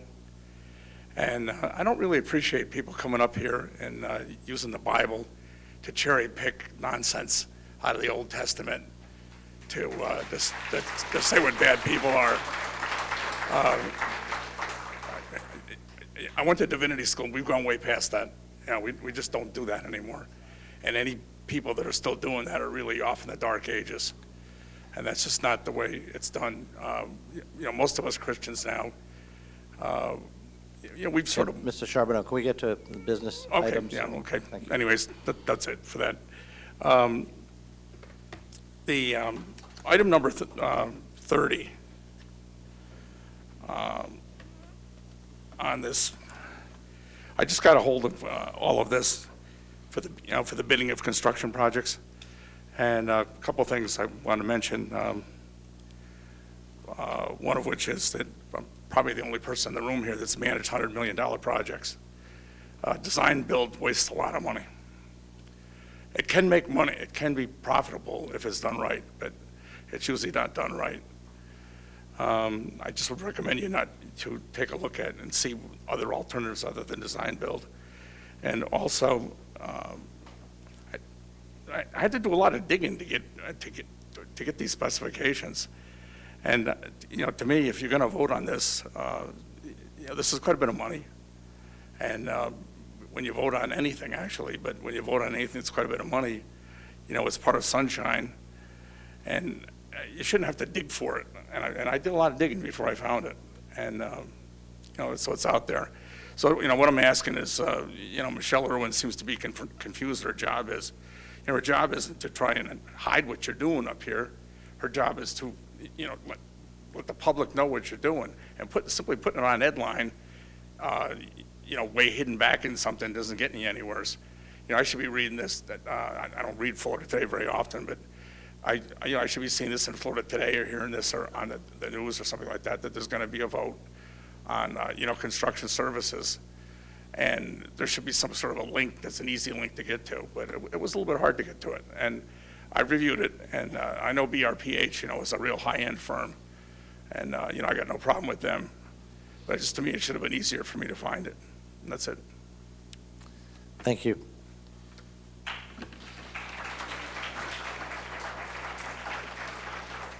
Okay, Michael Bloom.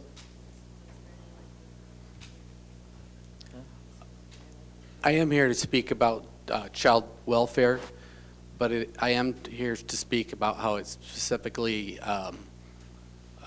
LGBTQ children that are in child welfare. So if you'd like me to sit I'd like to and put you wait. in the queue if you could. Pardon me? I'd like to put you in the queue. You'll still speak at the Okay. beginning of the meeting. Thank you for being honest with me. I appreciate it. Okay, Vanessa Skipper.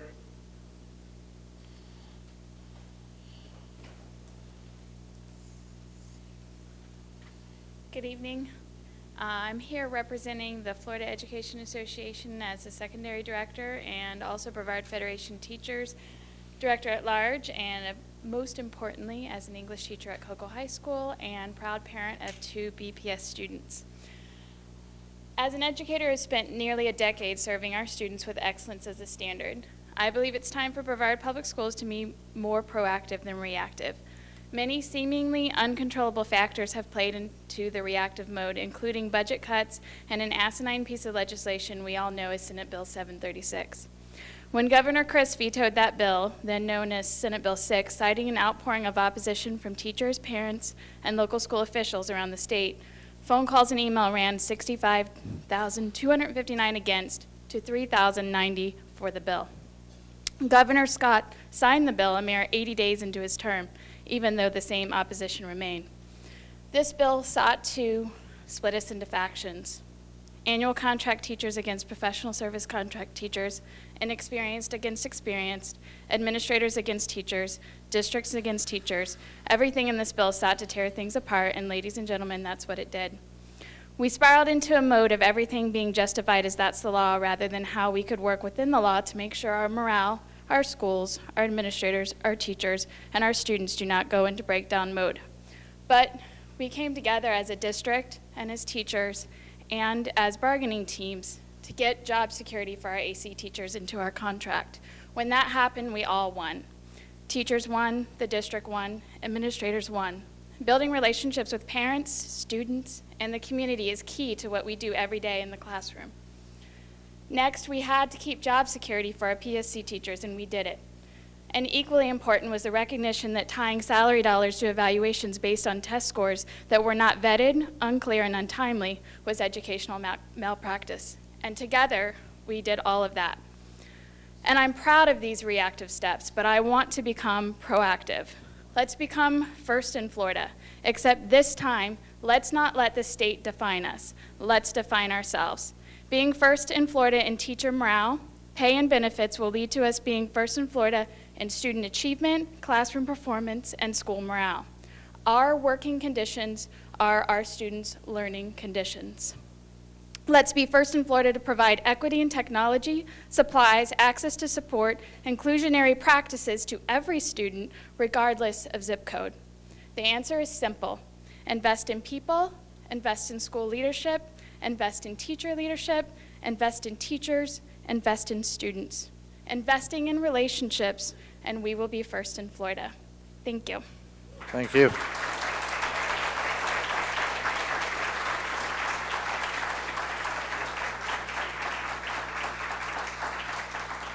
Mr. Dan Bennett, followed by Vita Panikas, if I said it correctly.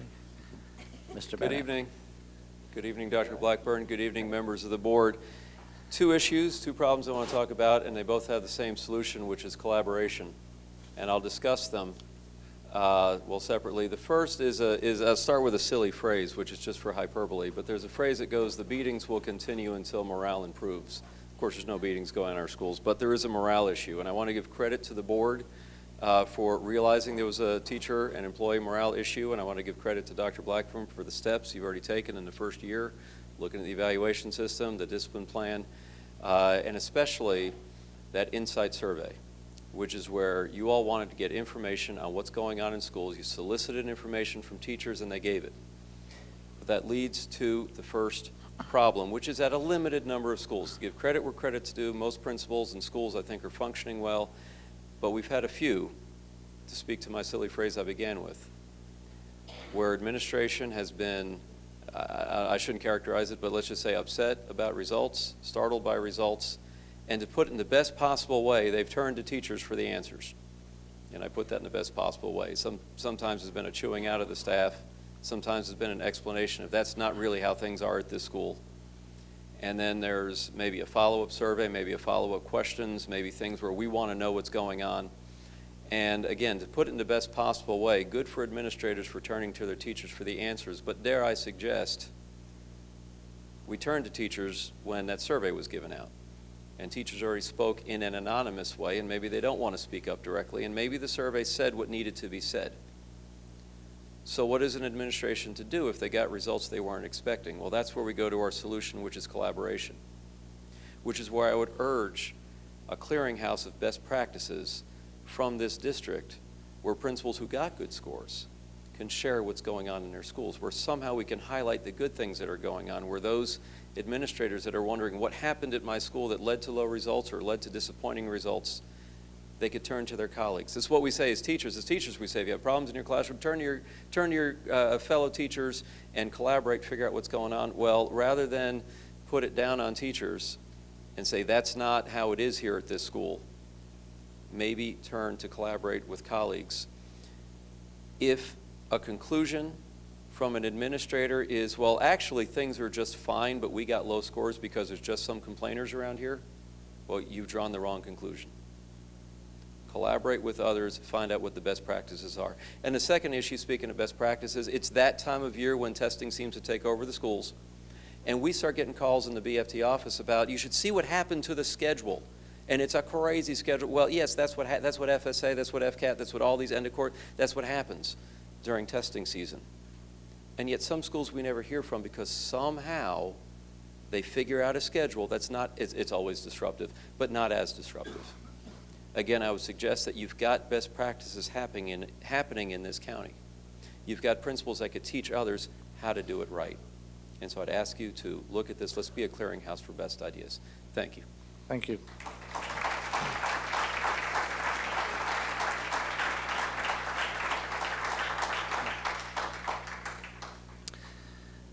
Vita, if you correct the pronunciation of your last name, I don't think I got it right. Not Vita either. That's It's a vi- Vita, as in video, Oh, okay. and Penicus, Penicus. not Greek. Strike two. All right, I got one left.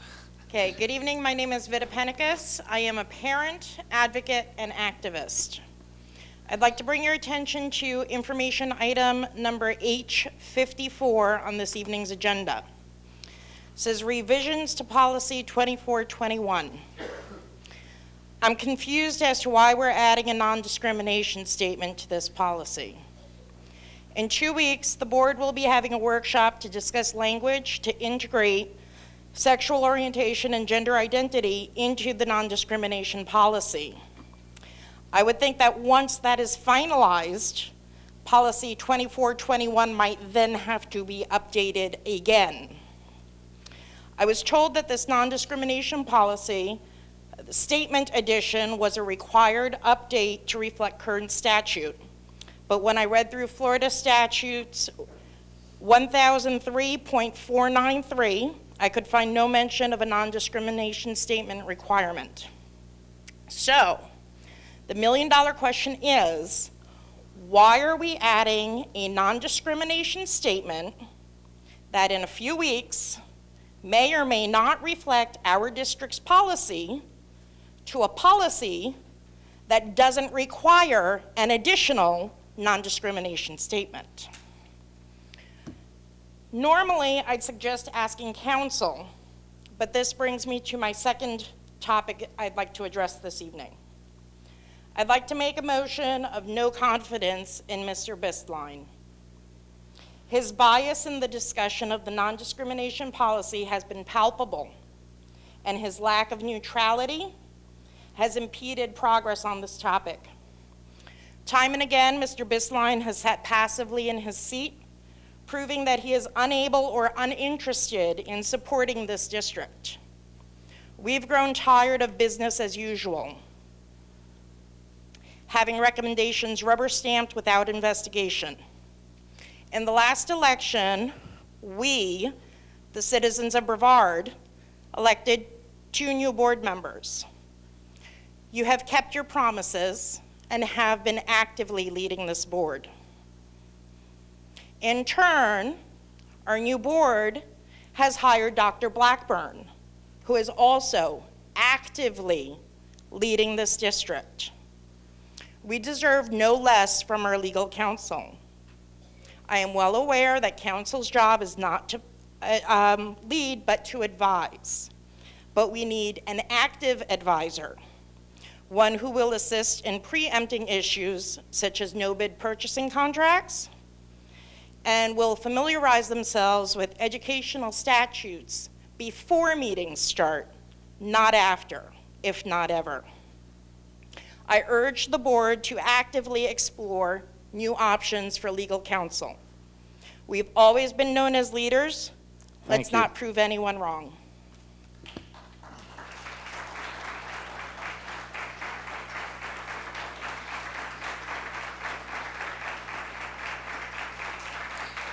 Dr. Blackburn. Thank you. Dr. Blackburn, I believe that's a Neola upgrade, and that gets vetted out by their legal counsel, so if you could look into that and respond. Thank you very much.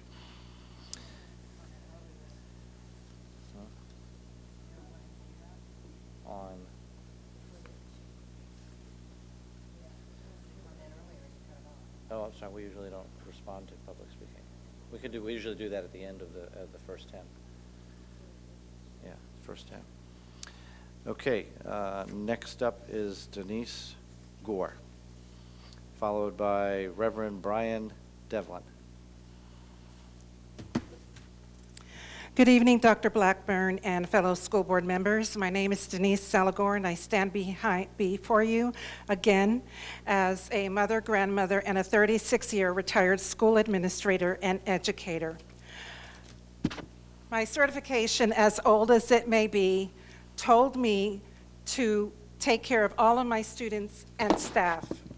I'm sure we all agree that our students are the most precious gifts and resources in building our societies and communities. I stand before you as a professional and love for all children, leaving my religious ideologies at the back door. On behalf of educational and non-discriminatory law, add the words. According to the American Psychological Association, 73% of all students have been bullied at one time or another. However, 93% of our student population have heard derogatory comments, inferences made toward LGBT students every day. More importantly, 1/3 of the student populations that are LGBT are bullied every single day. Imagine you send your child to school in a place that should be a safe environment of learning. But I ask you, how can a child exist or even learn under these circumstances? The constant stress and mental health of LGBT students and the ongoing effects on their development as well as mental health is staggering, which we know causes anxiety, depression, and suicide. I shared with you all last month as I was here that as a middle school administrator, that one of my 13-year-old male students shot himself in the boys' restroom. Relentless bullying drove him to the darkest place, and to him, death was his way out of the pain. In actuality, he was screaming for help because he endured the bullying and helplessness for so long. I would hope in an era of the 21st century that our school board would not only support a measure to protect our LGBT students, but understanding that failing to do so is a risk, compromise, and failure we hope does not occur. Please, no theology or Bible preaching grandstanding. God, please, no. This is not the time nor place to show and bait hate. We are in a county building, not a church. Please, your rulings must be made on what's best under the principles of democracy and equal rights. Let us not be remiss that schools receive federal funding, not church tithing.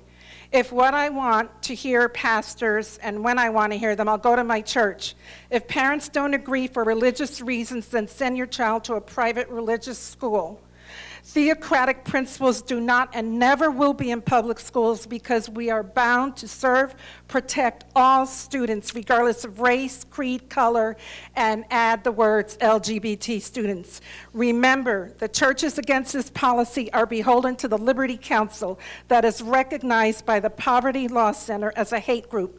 Please act on your professionalism and standards of the law. Do not leave the door open nor risk Brevard schools in compromising a potential act of civil rights litigation. Remember, every child marches to the beat of a different drum. Let's hear all the beats. Thank you very much for your time. Thank you. Okay, thank you.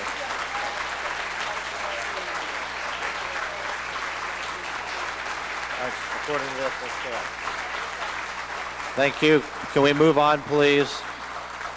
Reverend Brian Devlin, followed by Michael Bloom.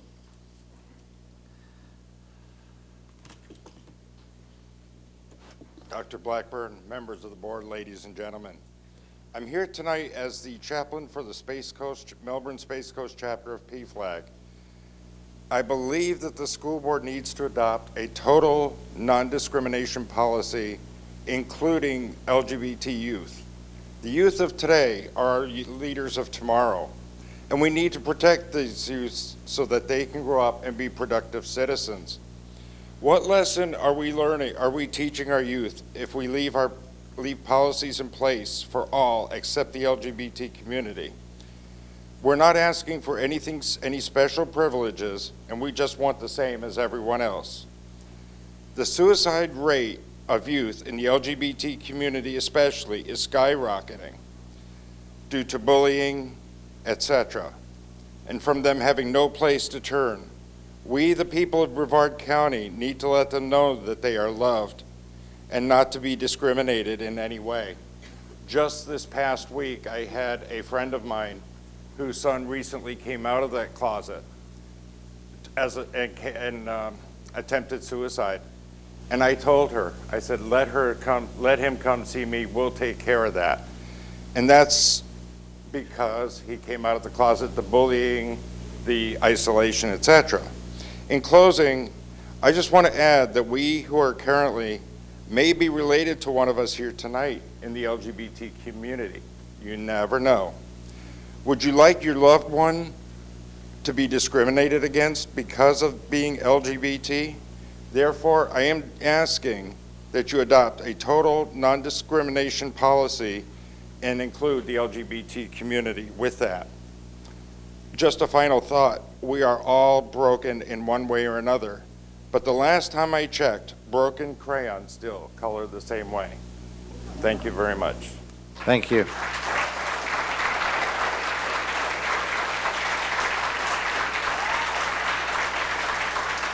Thank you. Michael Bloom, followed by John, and I'm sorry, is it Franca? I can't read the writing. Go ahead, Michael. My name's Michael Bloom, and I'm a resident of Brevard County. I'm here tonight representing the Brevard chapter of the LGBTQ Child Welfare Work Group.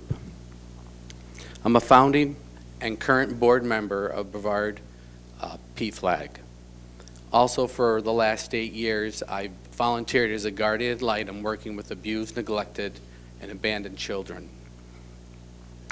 Last year, I attended the statewide Child Protection Sub organized by the Department of Children and Families.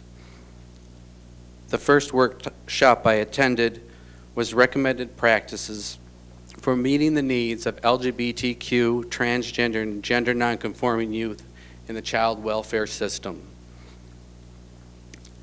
During this workshop, I learned about the existence of a statewide and regional LGBTQ child welfare work groups. It came as no surprise that there was no work group in Brevard County. By the end of the work group, or by the end of the presentation, I was determined to start a work group here in Brevard. And that I did in December of last year. The Florida LGBT Child Welfare Work Group is a statewide group of attorneys for children funded by the Florida Bar Association. We work in collaboration with Lambda Legal and local community partners. We are dedicated to creating a safe and affirming child welfare system for LGBTQ youth, families, and supporting the professionals who work with them through trainings, local events, policy advocacy, and litigation support. About 20% of the children in the child welfare system identify as LGBTQ. Since this is a self-reported number, the actual number may be higher. Estimates are it may be as high as 40 to 50%. LGBTQ youth have a higher incidence of all types of abuse, neglect, and abandonment, bullying, homelessness. They also have unique challenges in placement, therapy, and adoption. The Brevard Work Group includes representatives from Lambda Legal, the Guardian Ad Litem, the Department of Children and Families, Legal Aid, Brevard Cares, Brevard Family Partnership, Space Coast Progressive Alliance, Space Coast Pride, PFLAG, Brevard Transgender Alliance, Friends of Children of Brevard, Crosswinds Youth Services, Brevard Public Schools, ACLU, the Foster Allegation Support Group, Family First of Florida, the Child Abuse Prevention Task Force, and the Cocoa Police Department. Our local work group identified 4 initial goals: resources, training, community involvement, and policy change.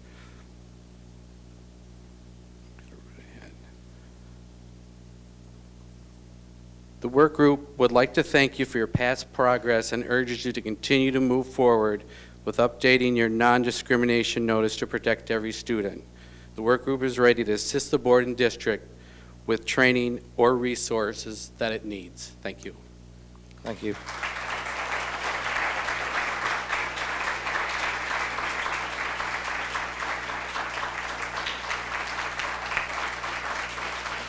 John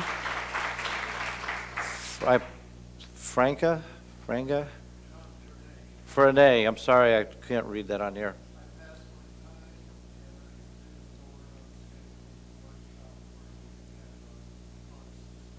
Thank you very much.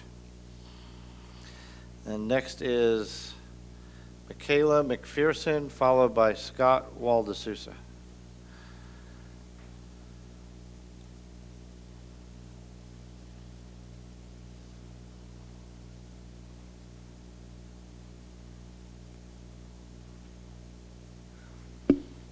Hello, my name is Michaela McPherson. Thank you guys for letting me speak today.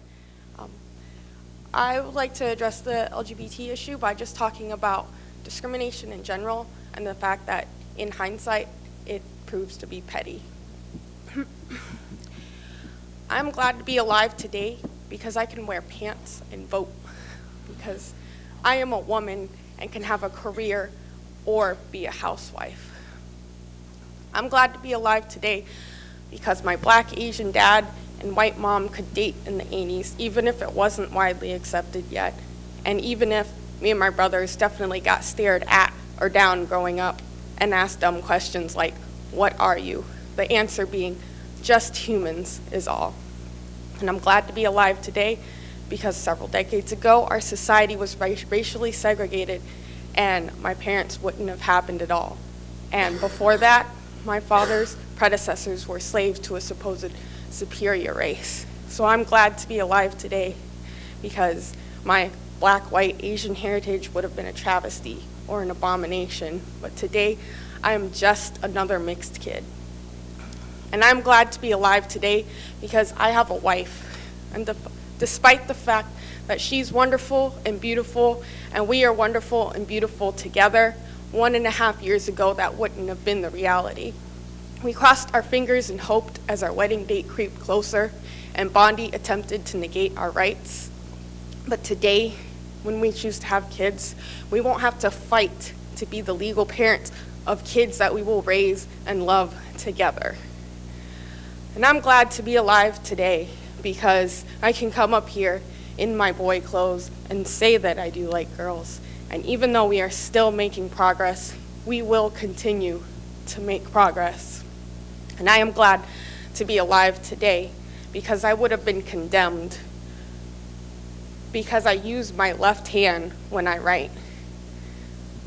My beautiful right-brained creative would have been punished, but it is just what feels right. Thank you. Thank you.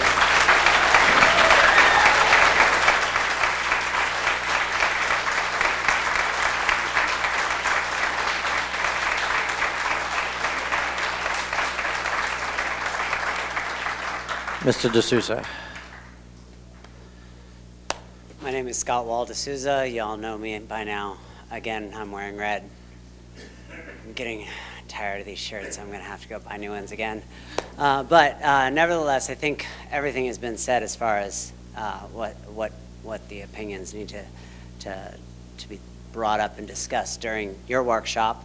And I'll be anxious to hear what y'all have to say and kind of get an idea of where your minds are at. But a little bit off topic, I do want to thank the school board, and I do want to thank especially Michelle Irwin, and especially the staff out front. I have been sending all of my questions from my clients in real estate. Anytime they have a question in Brevard County Schools, I've just given them 633-1000 and said, you call that number, you're going to get the answer you want to hear. Maybe it's not necessarily the right school that they want or whatever, hey, well, we'll work with that. We'll find you another property. We can do that. But your staff has done an amazing job at doing the right thing. And I expect that from all of you. And I know that you will do the right thing and serve every student with excellence as its standard. And thank you very much for your time. Thank you.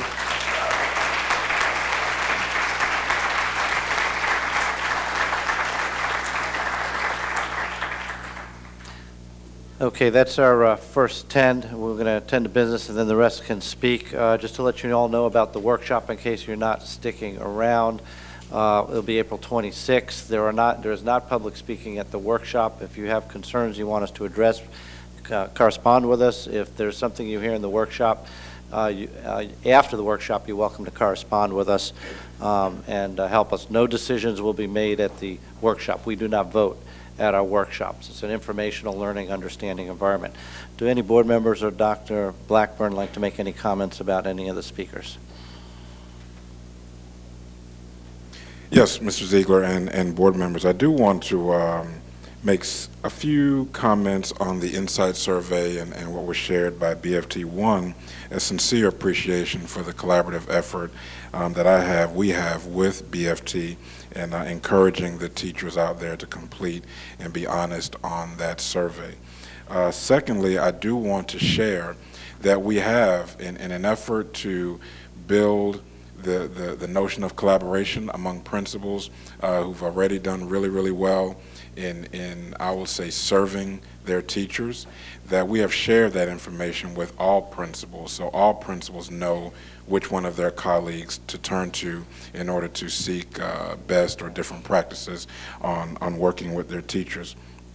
We're actually doing a district-wide leadership kind of book study right now on leaders eating last, and that being an absolute mantra that we hope to penetrate the entire system, and that in order to best do our work, regardless of the function, that our employees need to feel like they are customers of people in positions of leadership. And so leaders eat last is our mantra. And the notion of teachers being able to quantify and evaluate their workspace, that's the beginning. We want that for all employees to be able to quantify the workspace that's being created and maintained for them by their director, by their principal, or any other person in leadership. So I just wanted to just kind of reiterate that those are absolute priorities for the work environment of Brevard. Thank you, Dr. Blackburn. Anybody else? No. I've had a request for a 5-minute recess, so we will be back in 5 minutes. Thank you.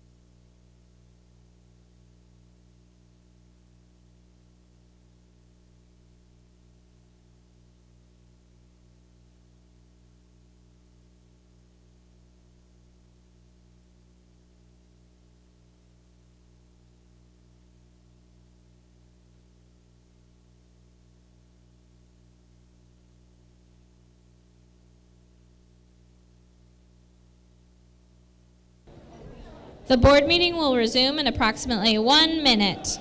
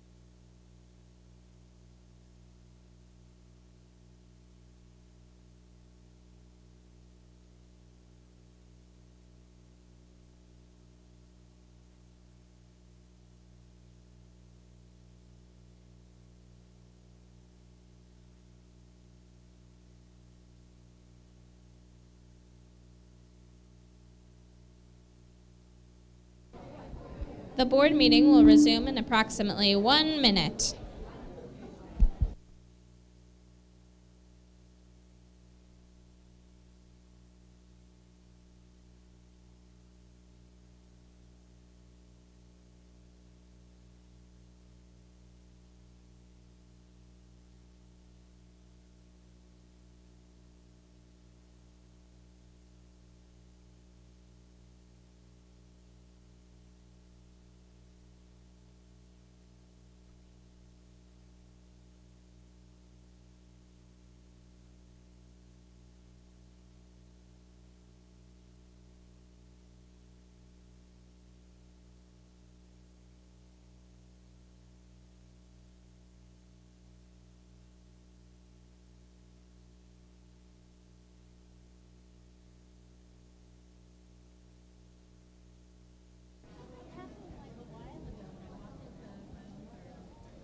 The meeting will begin in approximately 1 minute.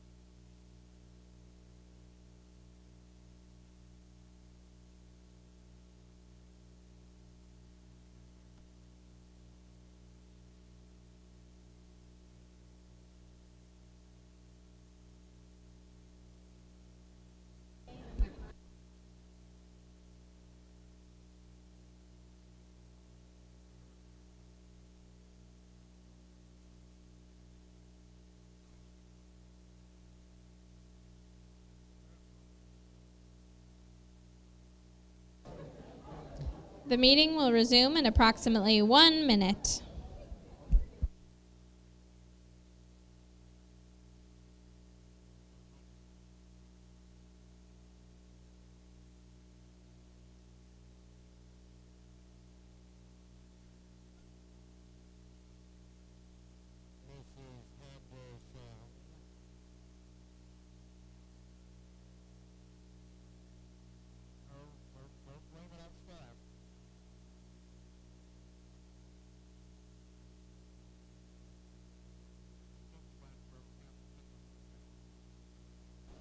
We'll resume in 10, 9, 8, 7, 6, 5, 4, 3, 2.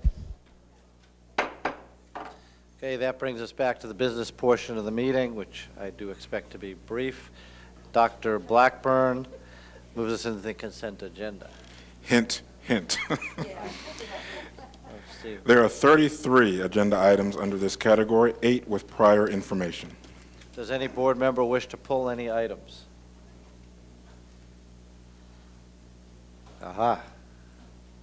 In that case, I'll entertain a motion to approve consent. So moved. Second. Motion by Mrs. Belford, second by Mrs. Nisi.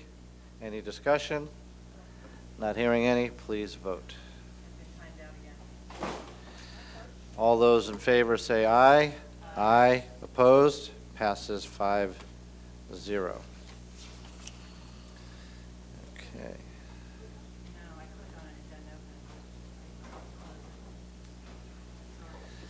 Next, that will move us on to the action agenda. Dr. Blackburn. There are 3 items for your consideration. First is item G47, which is purchasing solicitations. What are the wishes of the board? Move to approve. Second. Moved by Mrs. Belford, second by Mr. Craig. Any conversation?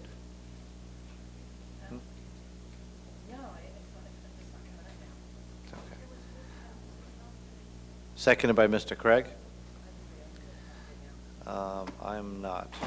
Nope, let's try that. Nope, still not coming up for me. If you bear with me, I will close it and reopen it. Okay.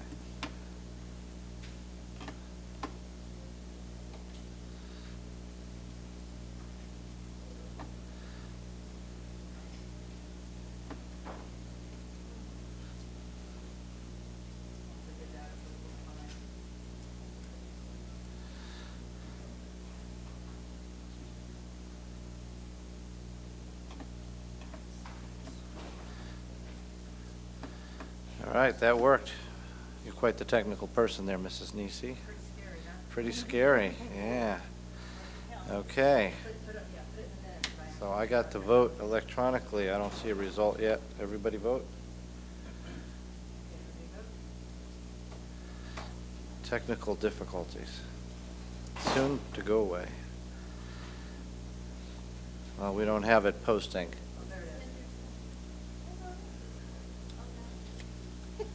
Oh, there it is, 5-0. Amazing. Imagine that. Yeah. Okay. Dr. Blackburn. Next is item G48, which is department school initiated agreements. What are the wishes of the board? Move to approve. Second. Moved by Mrs. Henderson, second by Mrs. Belford. Any discussion? Not hearing any, please vote. And bam, there it is, 5-0. Moving right along.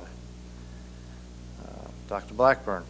Yes, sir. We are now we are at item G49, which is to approve policy 6350.03, temporary transfer of sales surtax between groups, and authorize the superintendent to advertise for a public hearing. What are the wishes of the board? Move to approve. Second. Moved by Mrs. Belford, second by Mrs. Henderson. Any discussion? I have one question. Yes, ma'am. Okay, on the second page of this, and I just reread it one more time, on number 5, when you read the bullet points, 1, 2, 3, 4, and 5, number 5 says, following approval, it's a comma, the finance department provides, well, following whose approval?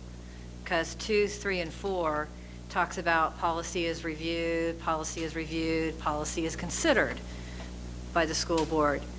Well, what does that mean? Policy is considered by the, proposal is considered by the school board. So I'm just looking at number 5. Considered brought up for approval would be my interpretation of that. Well, I've become so concerned about what words mean these days that I'm just looking at 4 and 5. And I guess, Sue, when I look at that now. Yes, ma'am. What that means is under bullet point number 4, if the school board approves it, then the implementation will be accomplished through the finance department. So they will oversee the actual transfer of funds. But that's not what it says. It says proposal is considered by the board. Is that the definition of considered? The procedure doesn't want to didn't intend to assume that the board would approve it. So if it is not approved by the school board, then bullet point number 5 doesn't come into effect.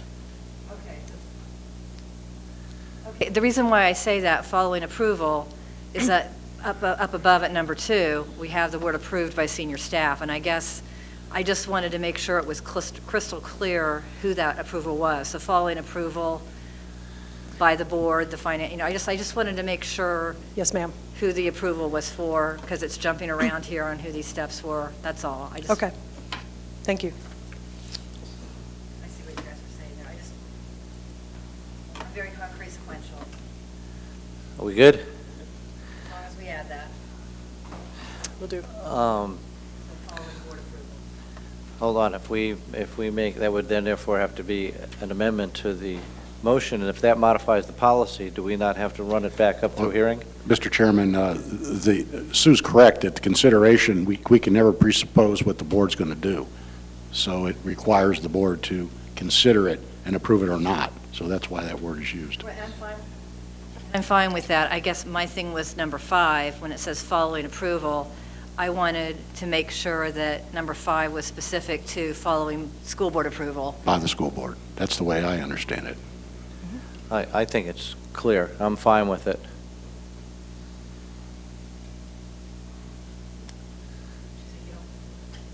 So you don't think the words need to be there? No, I do not. Okay. Well, not hearing any motion to modify it, then no more further discussion. Let's vote.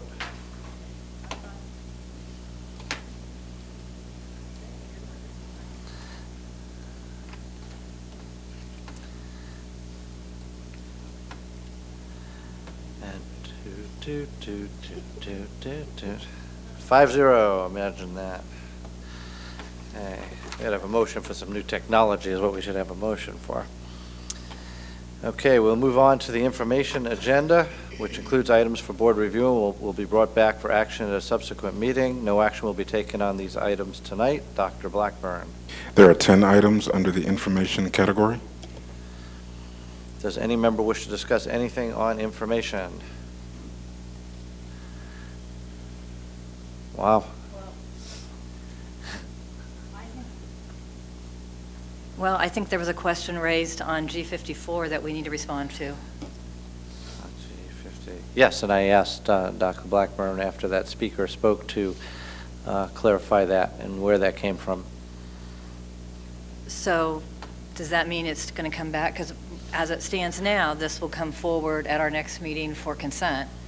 So I guess, are you going to let us know what the results are before it comes back to consent? Yes, we will communicate with the board before it comes back. Thank you. Okay. Nothing in information to discuss. That brings us to continuing with public speaking. And I've had a request that I understand we have some minors in the audience who would like to get to school in the morning. So, and unfortunately, since they are not, age is not listed on the speaker list, I'm going to ask any school-age students to go ahead and line up at the podium if you have signed up to speak on this list. And we'll take you first.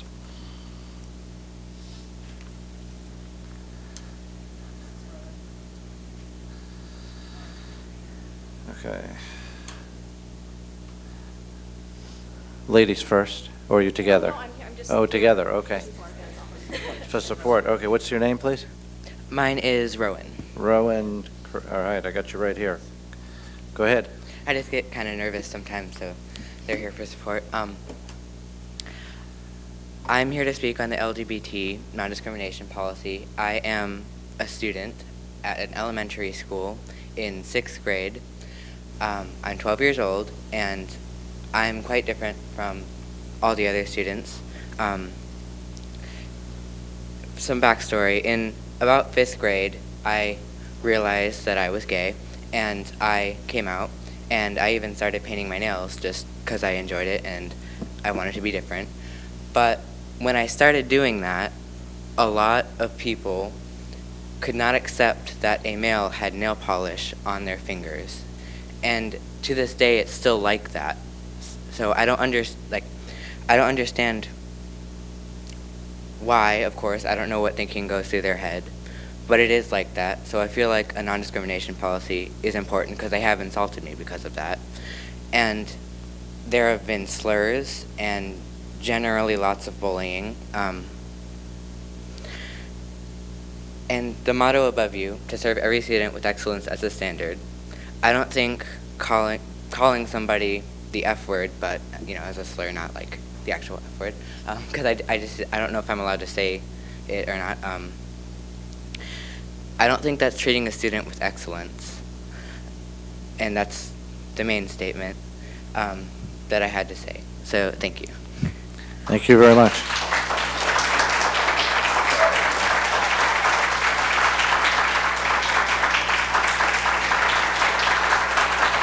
Thank you. And Rowan, we would have never have known you were nervous. You did a great job. Next on the list, then, if there are no other school-age children to speak on the list, next is Frank Campana. And correct me if I got the name pronounced correctly. Campana. Okay.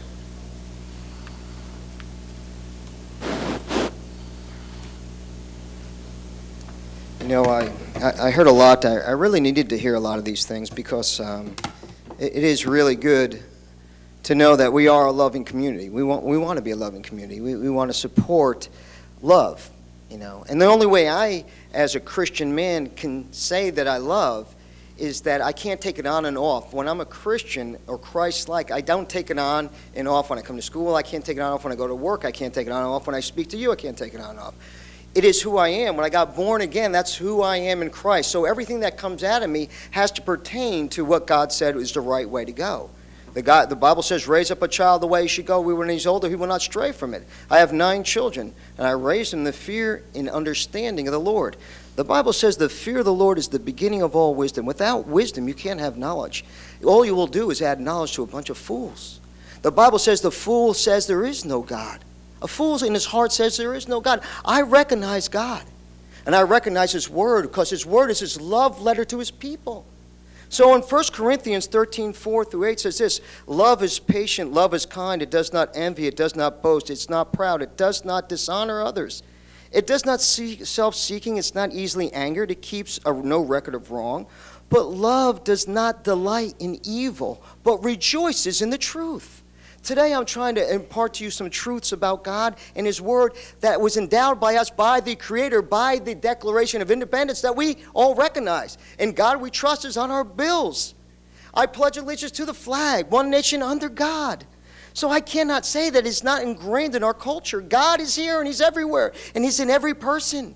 God created me, knows every hair upon their head.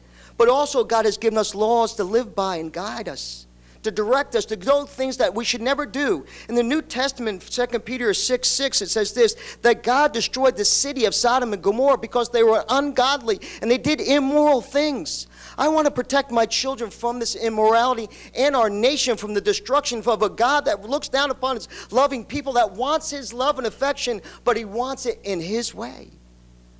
I didn't write the book. I'm just to deliver the mail. I didn't write the book, and I didn't say what abominations are or aren't. God did. Leviticus 18:22 says this, thou shalt not lie with a man as a womankind. It is an abomination. I didn't write it. God said that the word abomination is something that He detests, and He doesn't like it. I'm just a messenger. I cannot be anything but the messenger of the truth. Leviticus 20:13 says this, if a man lies with a mankind and he lies with as a womankind, both of them are committed to an abomination. They shall surely be put to death, and the blood shall be on their shoulders. But that's the Old Testament. I didn't write that. God did. He said it. That young lady a minute ago said that she said about an abomination. Now the book of Proverbs says this, 17:15. It says this. It says, God says that those that justify the wicked are abominations to the Lord.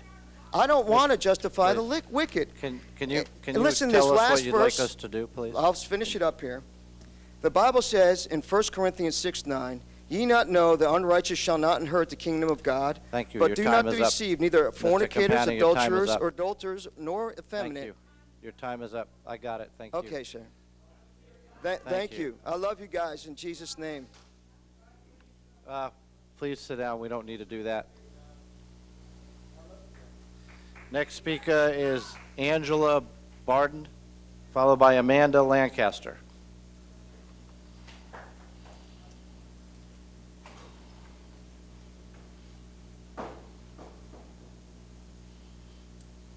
Hi, my name is Angela Barden. I am the Vice President of PFLAG, which is Parents, Friends, Lesbian, Gays, Transgender, and Queers. And after that, I'm kind of having to calm myself down. I respect all of you. You've reached out to our community. We are here. We appreciate the forward thinking that's going on here. Our children are not abominations, as I know you all well know. And our community is here, and PFLAG's here, GLSEN's here, Pride's here, Equality Florida's here. And considering that 1 in 10 children are somewhere on our sexual orientation, that when you have 9 children, you might want to think about what you're saying. Our children that are transgender, bisexual, pansexual, every other sexual, you might want to think about who's hearing you, because our kids commit suicide without support. When they're told they're abominations and that God doesn't love them, where do they have to turn? Get your head above. Anyways, that's all I have to say, because my heart is bleeding for children that have to live that truth in their life. There is a community out here that supports you and loves you, and God supports you and loves you. The end. Thank you.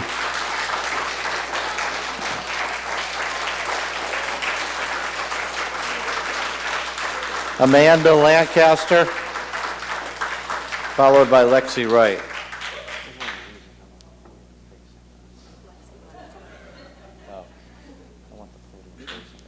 Hello, as you said, my name is Amanda. I'm a lifelong resident of Brevard County. I'm also a bisexual, and I have children in our school systems. As a student in Brevard Public Schools, there was not a day past maybe 3rd grade that I didn't hear another kid called some sort of slur. Generally, it wasn't even the kids that were actually part of the LGBT community that were suffering. It was usually the straight kids that were too effeminate, or they just weren't tough enough, or they weren't girly enough. So they didn't pass the standards of what was considered normal and straight for the other kids, and they were ostracized and bullied. Once you were labeled that, basically for the remainder of your school career, you were the kid that got bullied for it. I had lots of friends drop out, and I had lots of friends attempt suicide. One of my friends, who was an exemplary student, continually had his mother called into the dean's office to discuss his deviant sexual preferences, and then later on, continually called into the dean's office to discuss his gender identification. Luckily, he had a supportive parent. Not all kids are that lucky. Other people have already brought up the statistics that I was going to about homeless youth, and the fact that it's estimated that up to 40% of them are homeless a lot of the times due to the fact because their parents don't support who they are. You talk about trying to help those kids in schools, and you're not doing so by turning a blind eye to this. It's just unfortunate, because your mission, as someone already stated, it says to serve every student with excellence as the standard, and you're failing to do so by failing to acknowledge that we need these anti-discrimination protections in our schools for our kids. I needed them. A lot of the people that were here earlier needed them, and while you didn't want to listen to us because no, it's not part of the agenda for today, clearly we consider it a priority because it's things our kids have to deal with every day. Talking to my daughter, who's my oldest that's in school, she's 10. Kids in her class are constantly bullied. Kids in her school are constantly bullied and slandered against. So it's not that things have changed in the past however many years since I was in school. Yes, they've improved some gradually due to societal changes and acceptances of what's the norm. But aside from that, it hasn't gotten much better. Kids can be cruel, and we owe it to our kids to provide them with these protections. A lot of the concerns that were brought up by those opposed to it they really echoed the same concerns by the people that opposed integration in our schools decades ago. And you're being regressive. You need to think about the fact that our community is known for the fact that we create lots of STEM-related jobs. We are a scientific community. We're a burgeoning scientific enterprise when it comes to jobs. We have SpaceX, we have all the Boeing, we have so many things here that are based to that. And to let a religious hate group hijack the previous February meeting, it reflects poorly upon us as a community. Watching video streams of that meeting, you would believe that Brevard is full of a bunch of religious sellouts. And while there's nothing wrong with being religious, and science and religion can coexist completely peacefully, looking at that, I wouldn't want to bring a community, I wouldn't want to bring a business into this community that was science-based. I would be afraid that this was a backwater hole somewhere in Florida, and that it represented all of those silly Florida stories that you hear on the internet and such. And Thank you. Your time is up. Thank you very much.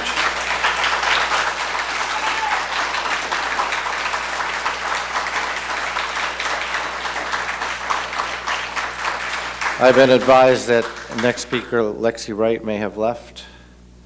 Okay, then we will move on to Tina Kansas, followed by Daniel Hearn. Tina has left the building. Okay. Daniel Hearn, followed by Michelle Zwack. Is there a Daniel Hearn? No. Michelle Zwack. Alan Alspra? Sorry, I have a hard time making out a few of the letters. Come on up and join us. Next will be Laura Fasone.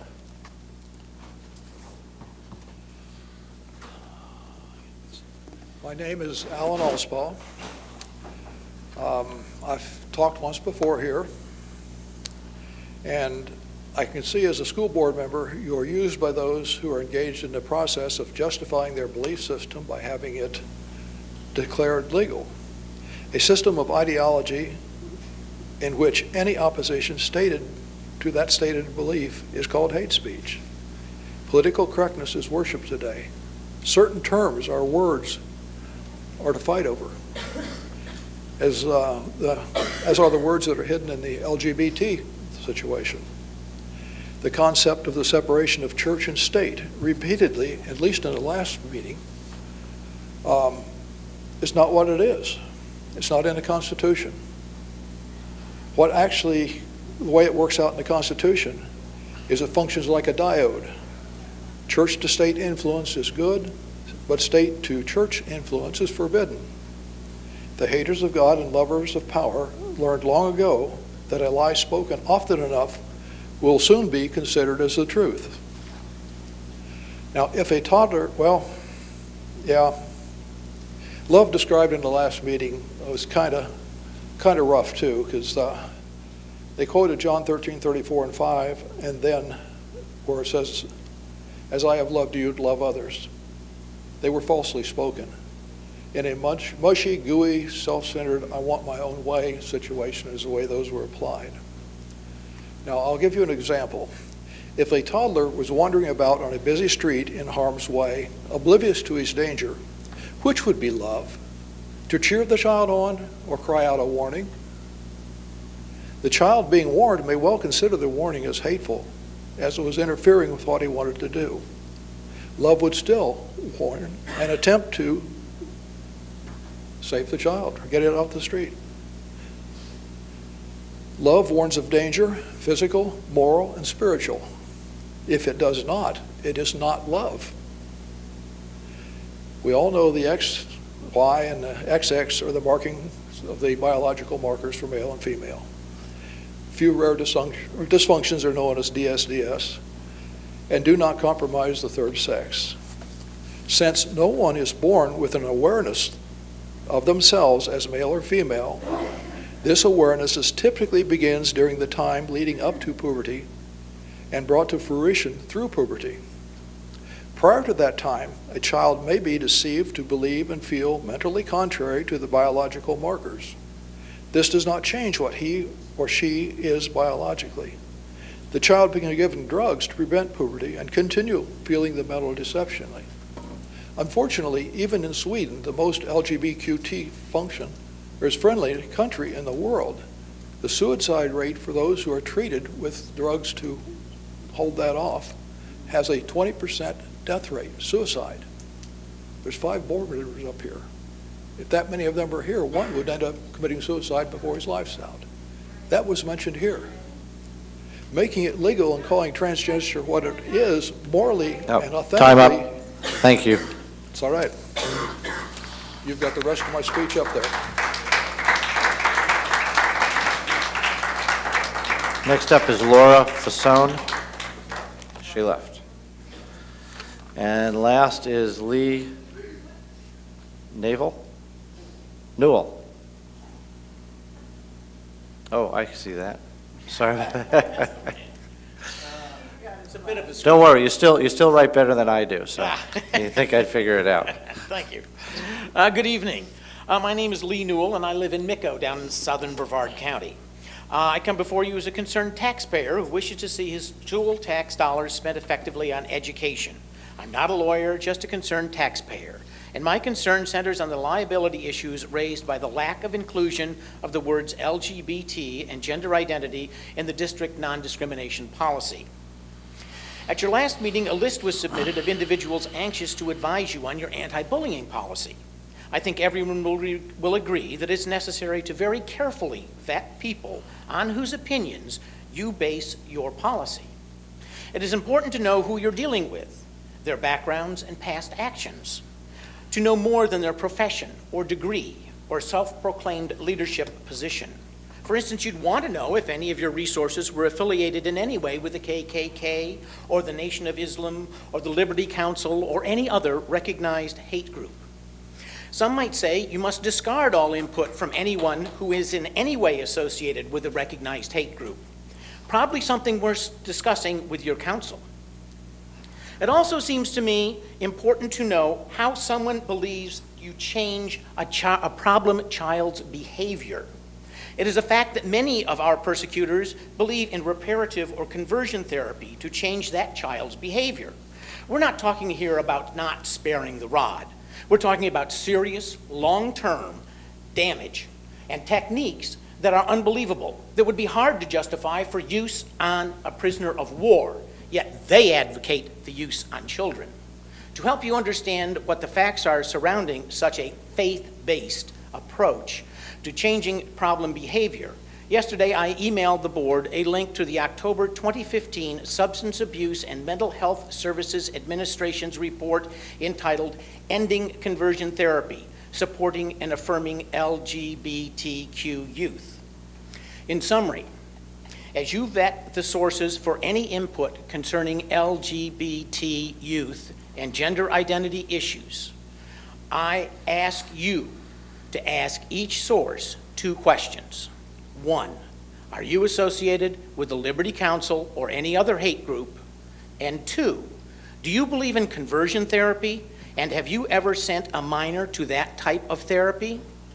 I believe their answers to those 2 questions will tell you much about the suitability of their input for inclusion in a public school system decision-making process. Thank you. Thank you.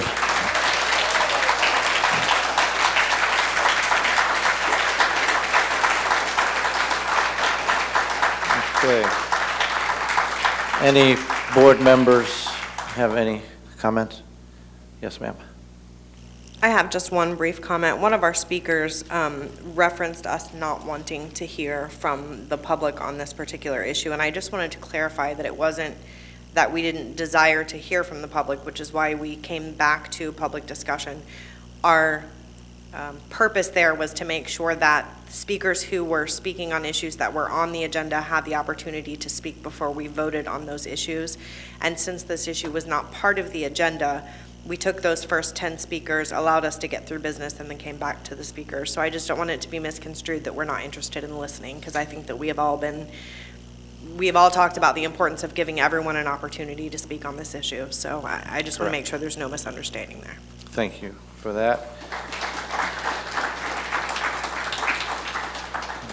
I want to comment, one of our speakers did talk about bullying in general in school. Yes, it's alive and well. It was alive and well when we were kids, and it's something we struggle with solving, but it's a very difficult thing to solve when, for example, I had a conversation with somebody in the community, an adult in the community, who had done some name calling, and I didn't think it was appropriate. And they said, well, there's nothing, they said, bullying is not illegal. Well, until adults set good examples, it's going to be real hard for us to cure that problem within our schools. There's a lot of things that go on in the community that infiltrate our schools, and we talk all the time about how we can improve that in our schools. Our hands, to some extent, on a lot of the things are tied as far as solving the problem as opposed to reacting to the problem. So any suggestions to help us solve those problems is always greatly appreciated. That brings us on to board member reports and discussion points. In addition to discussion points, I request board members to please include any information requests to be placed on board assigned tasks at this time. And I believe, Mrs. Henderson, you have a few discussion points on our agenda. I do, and I would like to do the opt-out one first, so that Ms. Francis can go home if she wants to. I asked her, I put this on here because, as Mr. Bennett said, we are in the testing season, and we know that it goes on forever. But I had a few calls from parents who wanted to opt out of Algebra 1. And I wanted to make sure that our parents understood that that is going to be a part of their grade. And I want to make sure that everybody understands, and I also wanted to get an update from Ms. Francis on where we are in the opt-out process and if there's any issues. Okay. Good Go ahead. evening. Good evening, thank you. So let me first start by saying that we are collecting data this year so that we are able to report out how many students actually opted out for writing. So as of this moment, for the schools that reported to us, to my office, I should say, there were 85 students that opted out, which is a negligible amount when you're looking at the 35,000 students that we tested in grades 4 through 10 for writing.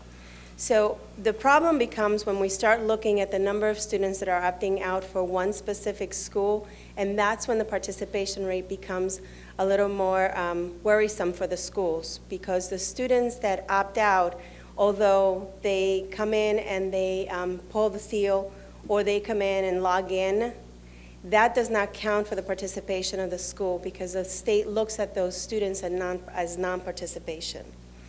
And so that's one of the reasons that we're tracking them so closely, so that I can go back to the schools and say, in worst case scenario, this is an area that you may want to start communicating with your parents. And as far as the 30%, absolutely, Mrs. Henderson, it does affect the final course grade because it is 30% of the final course grade.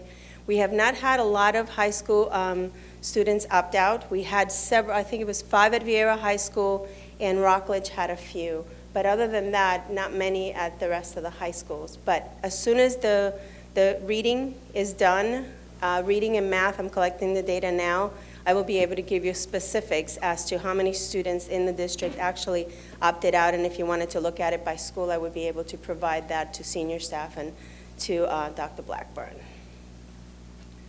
We were talking the other day about if the numbers get high enough at a particular school, that if too many opted out, there's an issue there. Is that right? That is correct. They're supposed to have, in order to be able to obtain a school grade, they're supposed to have 95% participation. So when you have a low number, like for instance, if you have an elementary school that only tests 100 students, that the impact on having 10 students not participate is going to be much greater because they'll get that incomplete or the I, rather than when you have a high school that has 1,200 students and they have 10 students not participating. So it's keeping an eye on the school so that we're able to provide that feedback to the principals and so that everybody's aware that even though the students are coming in and pulling the seal of the test or coming in and logging in, those students will not count for the participation. Yes, ma'am?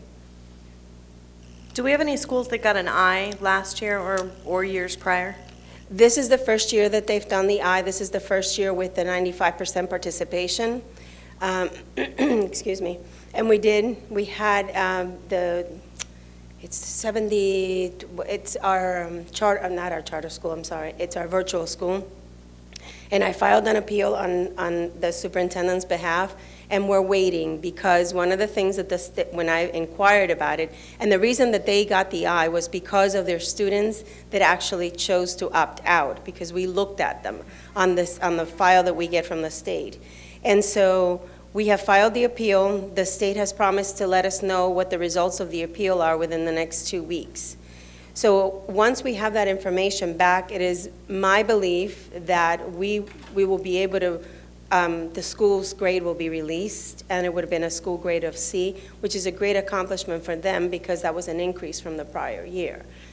One of the things that the state has said, that for students that, if we keep a log of all of the students that are opting out and the schools get the I, they will consider those grade appeals. So we'll have to, again, once we get the information from the first appeal, which was for the virtual school, then we'll be able to further determine which would, if in fact they're going to do that for us.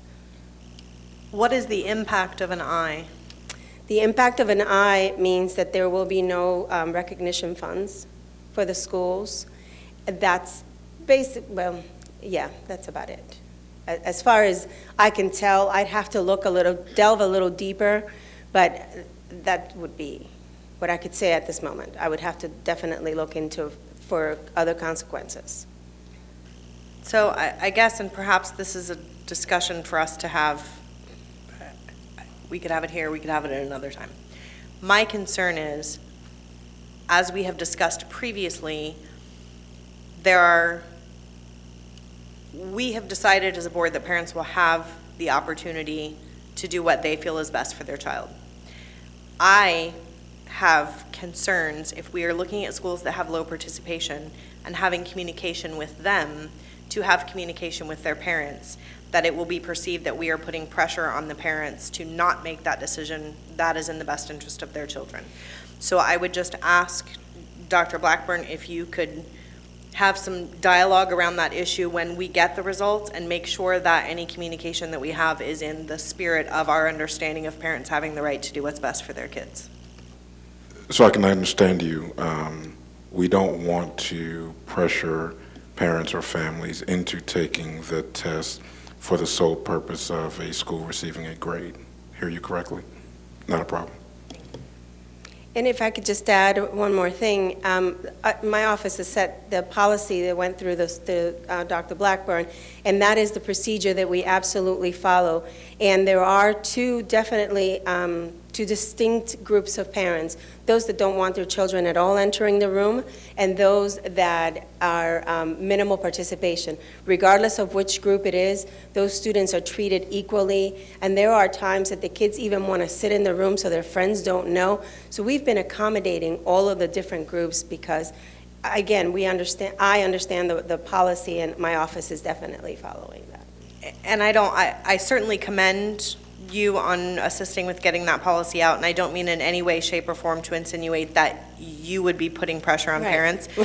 My concern is that when the district says to a school, your participation numbers are dropping and we're concerned, the tendency then at that school is to put pressure on kids to participate. So I just want to make sure that we're very careful with that communication chain should it become an issue, is my only thing. So thank you for all the work you're doing on it. Thank you. Quickly, do you know if the 85 who opted out of writing, is that up or down from last school year? I can't answer that because we did not collect that data last year. That data was not collected. I think it was because it was so new, and it was just something that started last year, so we did not collect the data. I asked that question because the same week that the writing tests began, met with all principals and did sort of a straw poll with principals, and the anecdotal feeling at that time was that numbers were down, about the same or down from last year. And so I actually congratulate the district for not applying the pressure and it not being a big deal. And so the numbers are actually down, anecdotally speaking. We don't have concrete scientific data, but at least during that meeting, the numbers were down. I think last year, because it was just so new, there was just a lot of chatter about it. Whether a parent or a student went through with it, there was a lot of chatter. Oh, sorry. He woke up. I just Haven't have one heard from him all question. meeting. So understand, when you mentioned participation and the definition of participation, you applied it to the algebra EOC, from what I understood, the way you stated it. And I just want to clarify, is there a different level of what constitutes participation for, say, the reading FSA that's going on right now? So participation is defined by the state of Florida as a student having in the district on Survey 3 and also present during testing. So they have to have those. It's not mutually exclusive. They have to have had both. Say the first one again? I'm sorry. They have to be here for Survey 3, and they have to also have not withdrawn from the district during the testing. So the first day of testing sets the mark for when they look at participation. So for the algebra, it's a twofold. Algebra counts for the participation of the math cells, but it also counts as a final course grade as indicated by the Florida statute. So the algebra, if I may have misspoke and blended them together, but they should have not. Participation is one thing, and then the algebra, what Mrs. Henderson was trying to speak of the algebra was that 30%, just to, I guess, to advise everyone that it still counts for 30% of the final course grade. Right, and I guess that's what I just was clarifying, because there seems to be some misconception of, and pardon me if I don't get the nomenclature right, but breaking the seal or, filling in the name or something like that. That truly is not necessary for participation, correct? From what the way you described it for the FSAs, but I understand the grade portion of the EOC. Now that's completely different. So that's really what defines participation is that the grade if they is actually affected. took the test, Right. because there are a lot of calls that I receive in my office that speak to my child will do minimal participation. They will come in, log on to the computer, and then they're done testing. And of course, we follow the protocol. But those students, if they do not answer any question, and there's a minimal number of questions that they're expected to answer, of course, the state won't release that information, Right. so it makes sense. But in any case, they have to respond to a specific number of questions. Once they've responded to that specific number of questions, then they get an NR something, whether it's an NR2 because they didn't meet the attentiveness. I know that you have seen those words thrown around, or they receive the NT. The NT is for those students that do not respond to anything other than put their name on the test booklet or break the seal. So what happens with those test booklets, we still send them in as though they were to be scored materials, but when they scan them, they see that there's nothing in them, and they get flagged, and so they don't get the schools will not get the participation. Okay. I think I got it.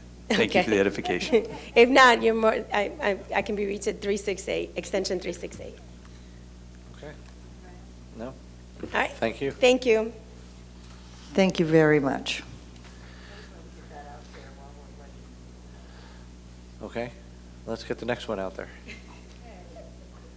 The next one is about the objective plan, the 120 pages that we gave back responses to the superintendent. I have a little concern about it because I really believe that there would have been value in us sitting down together talking about what our questions are. So I understand that we all gave our our information back separately, and I just want to know a timeline and how you see that going forward, and, because I'm not real clear on that, for the timeline of what you want. I don't know the schedule off the top of my head. I believe in the next few weeks, we're supposed to meet with staff and go over various areas and address our concerns. And I understand that, and then we're going to have a workshop on May 10th. I guess I don't understand after that. What does it look like? At that workshop, I would believe we would then decide, are we where we want to be, or do we need more work, or do we need another workshop? And that would be for this board to decide at that point in time. Well, the May workshop on the strategic plan.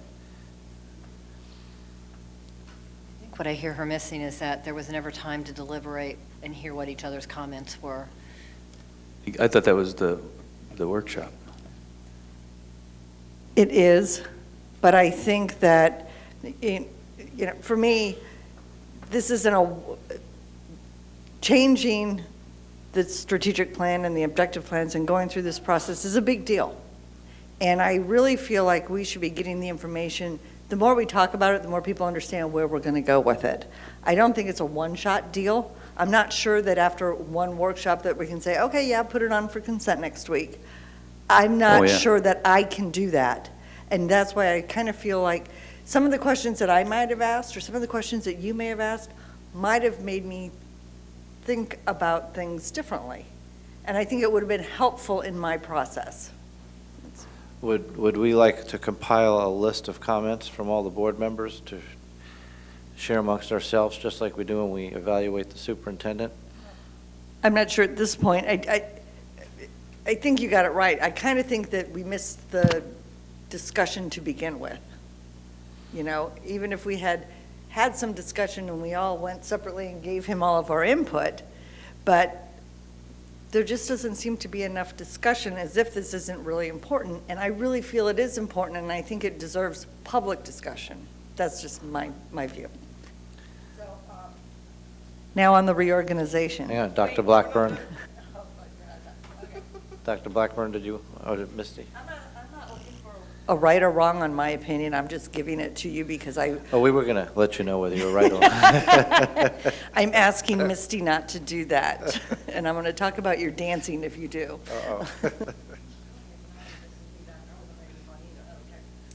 I respect where you're coming from on the issue and have no desire to agree or disagree with you on it.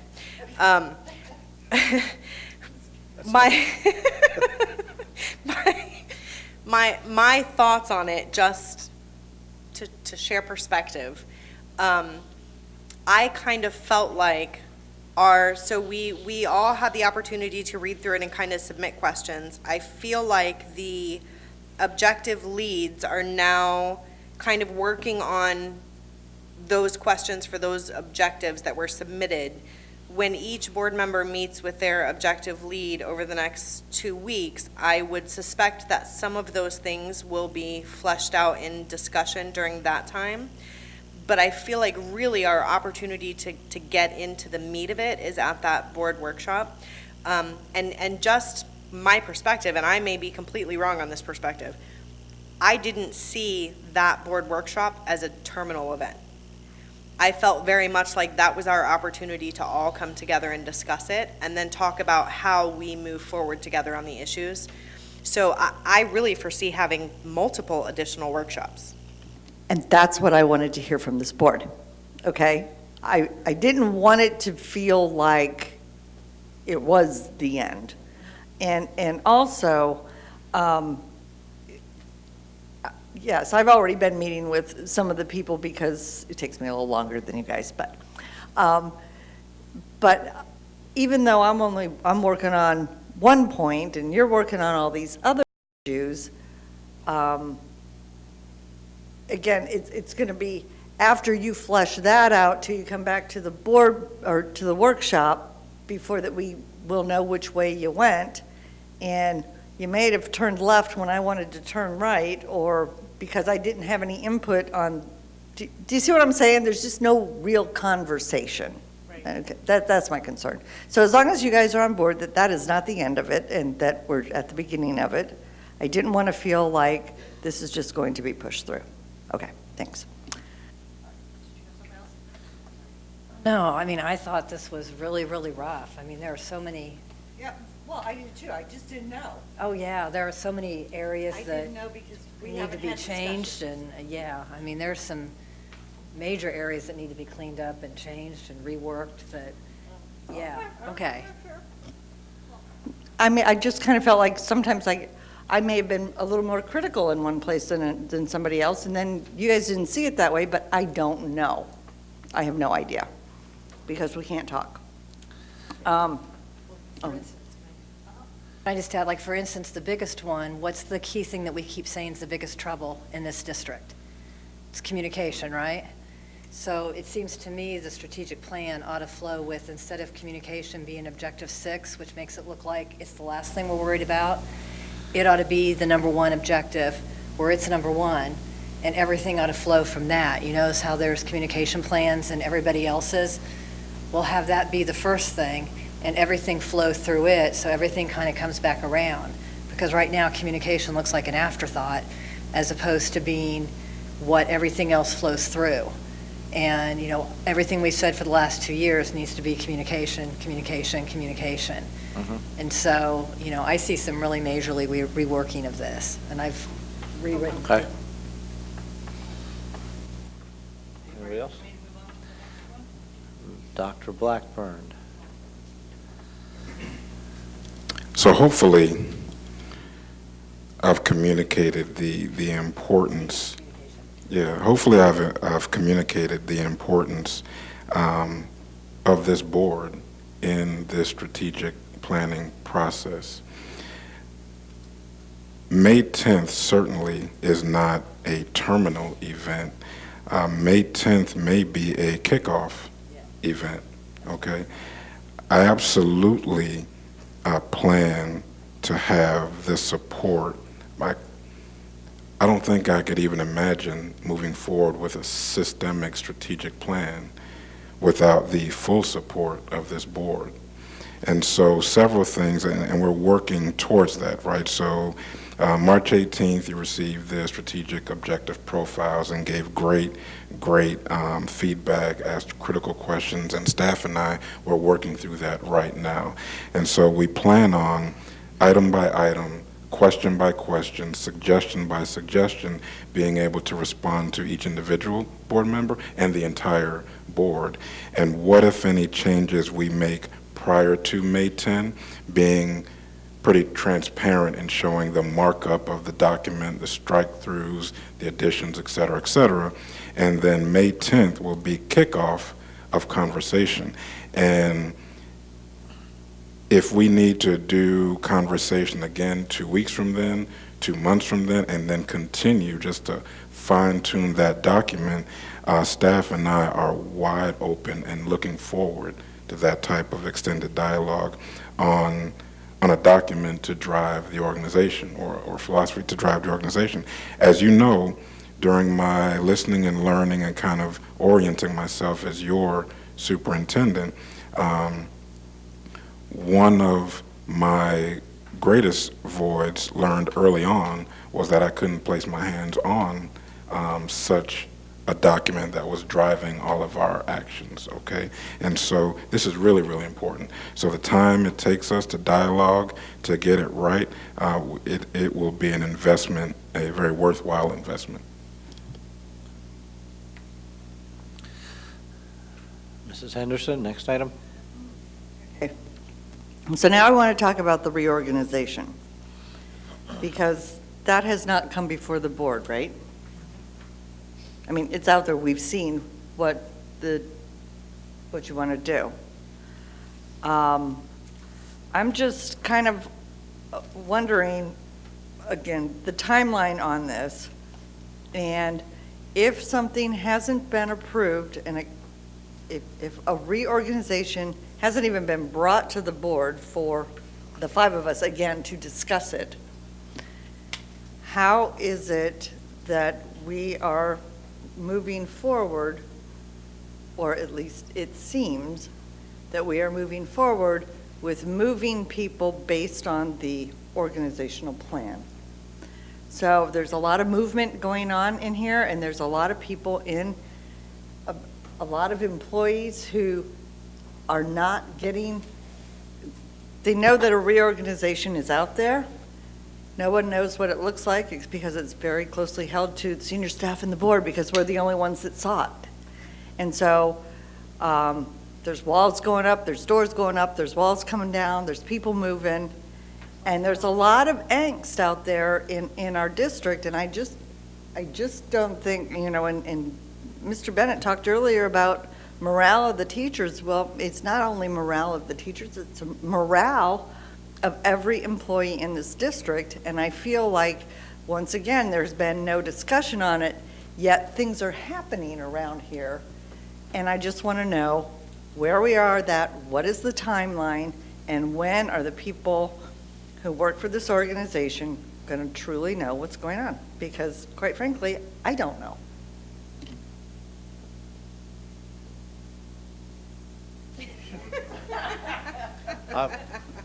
I don't have a comment, but go ahead. I'll ask it's my understanding, first of all, that this board doesn't vote on an organizational chart. That's why we hire a superintendent, it's his. Now, we may have to vote on individual reclassification of job descriptions and that type of thing that come before us, but from an overall big picture, I don't believe that is in our purview. But I will say that we should have an idea of what that rollout plan is going to be. I know we've all had individual discussions with the superintendent, given our feedback, and I know that he's taken much of that on board. But you're right. I too do not know what the actual timeline for that is. I think I know what the end timeline of it is for when we hope to have it in place. But I guess maybe the time in between there. How do we get it out to the staff, and how do we make sure that we get that communication to each individual person so that they understand why and where and when?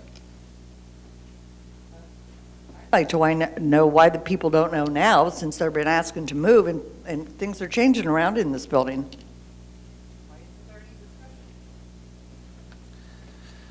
Dr. Blackburn, would you like to speak to them?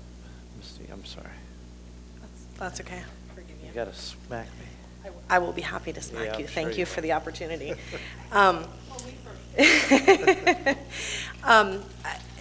Once again, just sharing my perspective and not disagreeing with anyone, but I think it's important to note that we all have different perspectives of the situation, which may be truth-telling at the same time. I kind of perceived that, we have just filled 2 major positions in the district. Those people are just coming on board, I should say. So I guess in my mind, I kind of felt like once those folks got on board and had an opportunity to kind of get their feet wet and get a little bit comfortable in their new space, that there would be additional discussion with their teams, with the second level, third level, whatever, the other people on their teams. My understanding is that we hope to have the changes in the positions as of July 1, when we begin the new fiscal year, that's when everything is going to officially transition.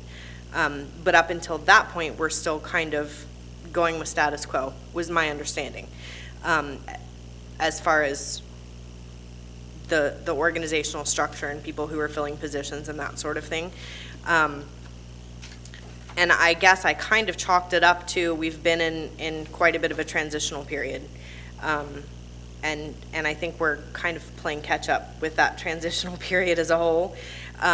There has been some information in the board updates from the superintendent that has laid out some timelines and that sort of thing. So I'm not saying we don't need clarification, we don't need additional discussion. I just want to make sure that we understand that there are multiple perspectives depending on who you're talking to and those types of things. Okay, so let's just talk about this since we've got this on the floor. Sure.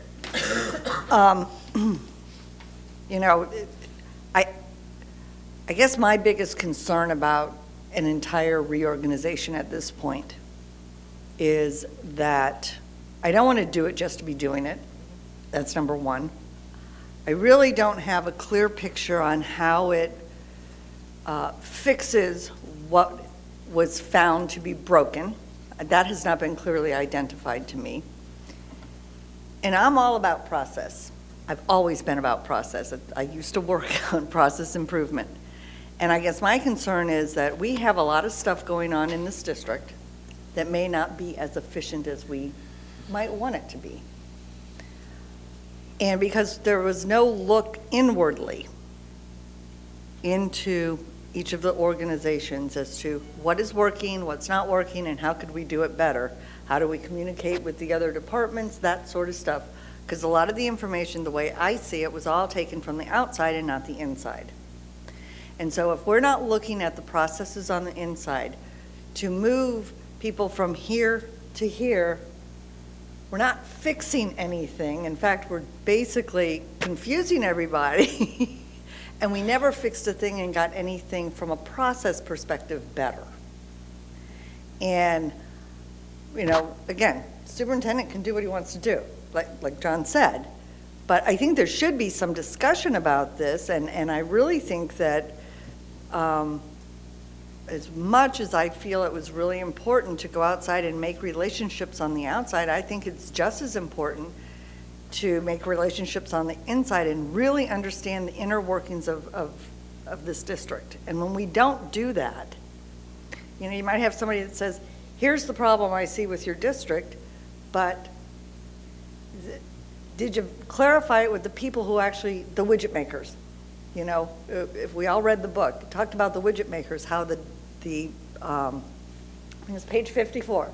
You know, well, because what happened was the management, senior staff, and CEO all made decisions on how to make the widget better. And then they came up with this great plan, and then they gave it to the widget makers, and they go, but that's not how it works. And it failed. And so I don't think you can really have one without the other. And that's really sort of my concern here, is I don't feel like, and if the superintendent has that information, I haven't been given it, and I'm not clear on it. But I think it is an important part of making all of these changes. I mean, I look at how difficult things have been since the 3 people left. And not all of them have been gone that long, but there's been a lot of confusion. And so now we're going to do this whole new plan and whole new reorganization without actually fixing any internal processes. I just have my concerns about that, And please don't think that I'm dismissing your concerns. Once again, you are. No, really, I'm not. That's my job. See, in my mind, fixing those internal processes is part of the strategic planning process. But if you had not looked on the inside and had actually looked on the inside to see what the issues are, you don't even know that this is what's going to fix it. The themes were taken from the outside, not from the inside. I don't know if that's entirely true, because Dr. Blackman and I have had conversations about things he's discovered internally, repetitive, redundant processes in different departments, inconsistent information going out to schools because he had different people flowing the information, and trying to streamline all of that. Those are internal processes, and we've talked about a lot. Did I ask every change what the process was being fixed? No, but I would believe that there are answers to those questions if you asked the question. Maybe putting Dr. Blackburn on the spot, but I know we spoke about a lot of that stuff, and because I want to know why. I want to know what you're making more efficient. For example, when we aligned, comp and benefits under risk management, both those was two autonomous departments that both had third-party administrator contracts and pharmacy contracts, and we're doing similar things in 2 different departments without any collaboration. They needed to be combined for efficiency purposes. So that's what you're trying to refer to as internal process flows. I agree, and I believe those things are being addressed with that. Maybe we need more clarification from the superintendent. But in addition to that, there's things that's going on that is creating angst in this organization because this has not been talked about.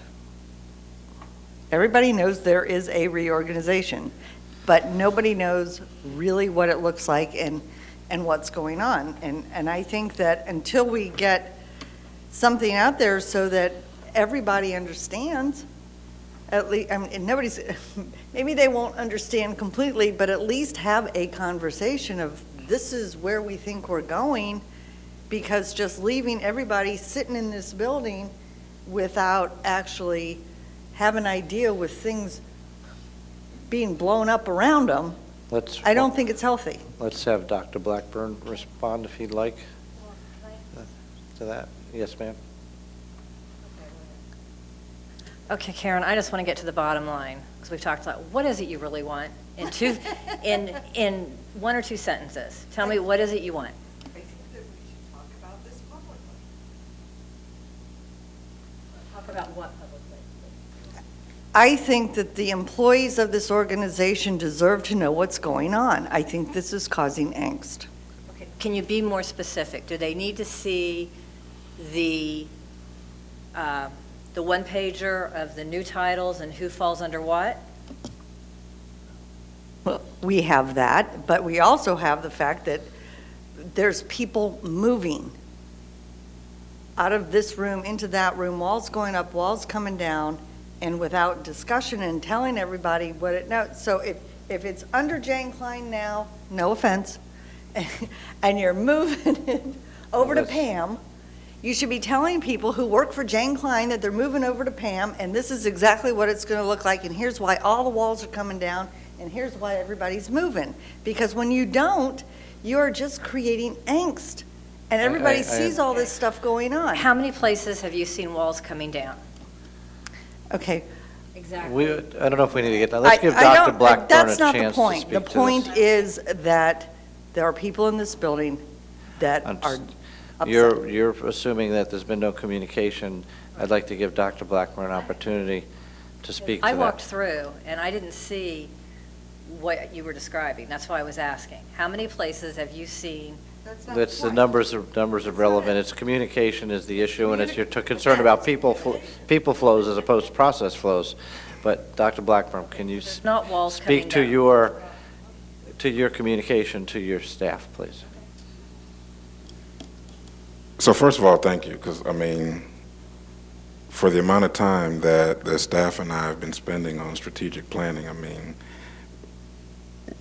you know, I love talking about this stuff, so thank you for the opportunity. So several things I want to mention. Yeah, I'm not familiar with walls coming down or walls going up relative to organizational chart moves either.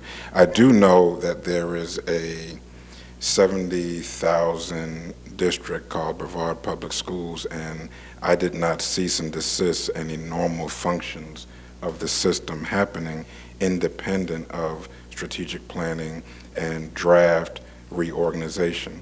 If the board recalls, so I'll walk through some timeline.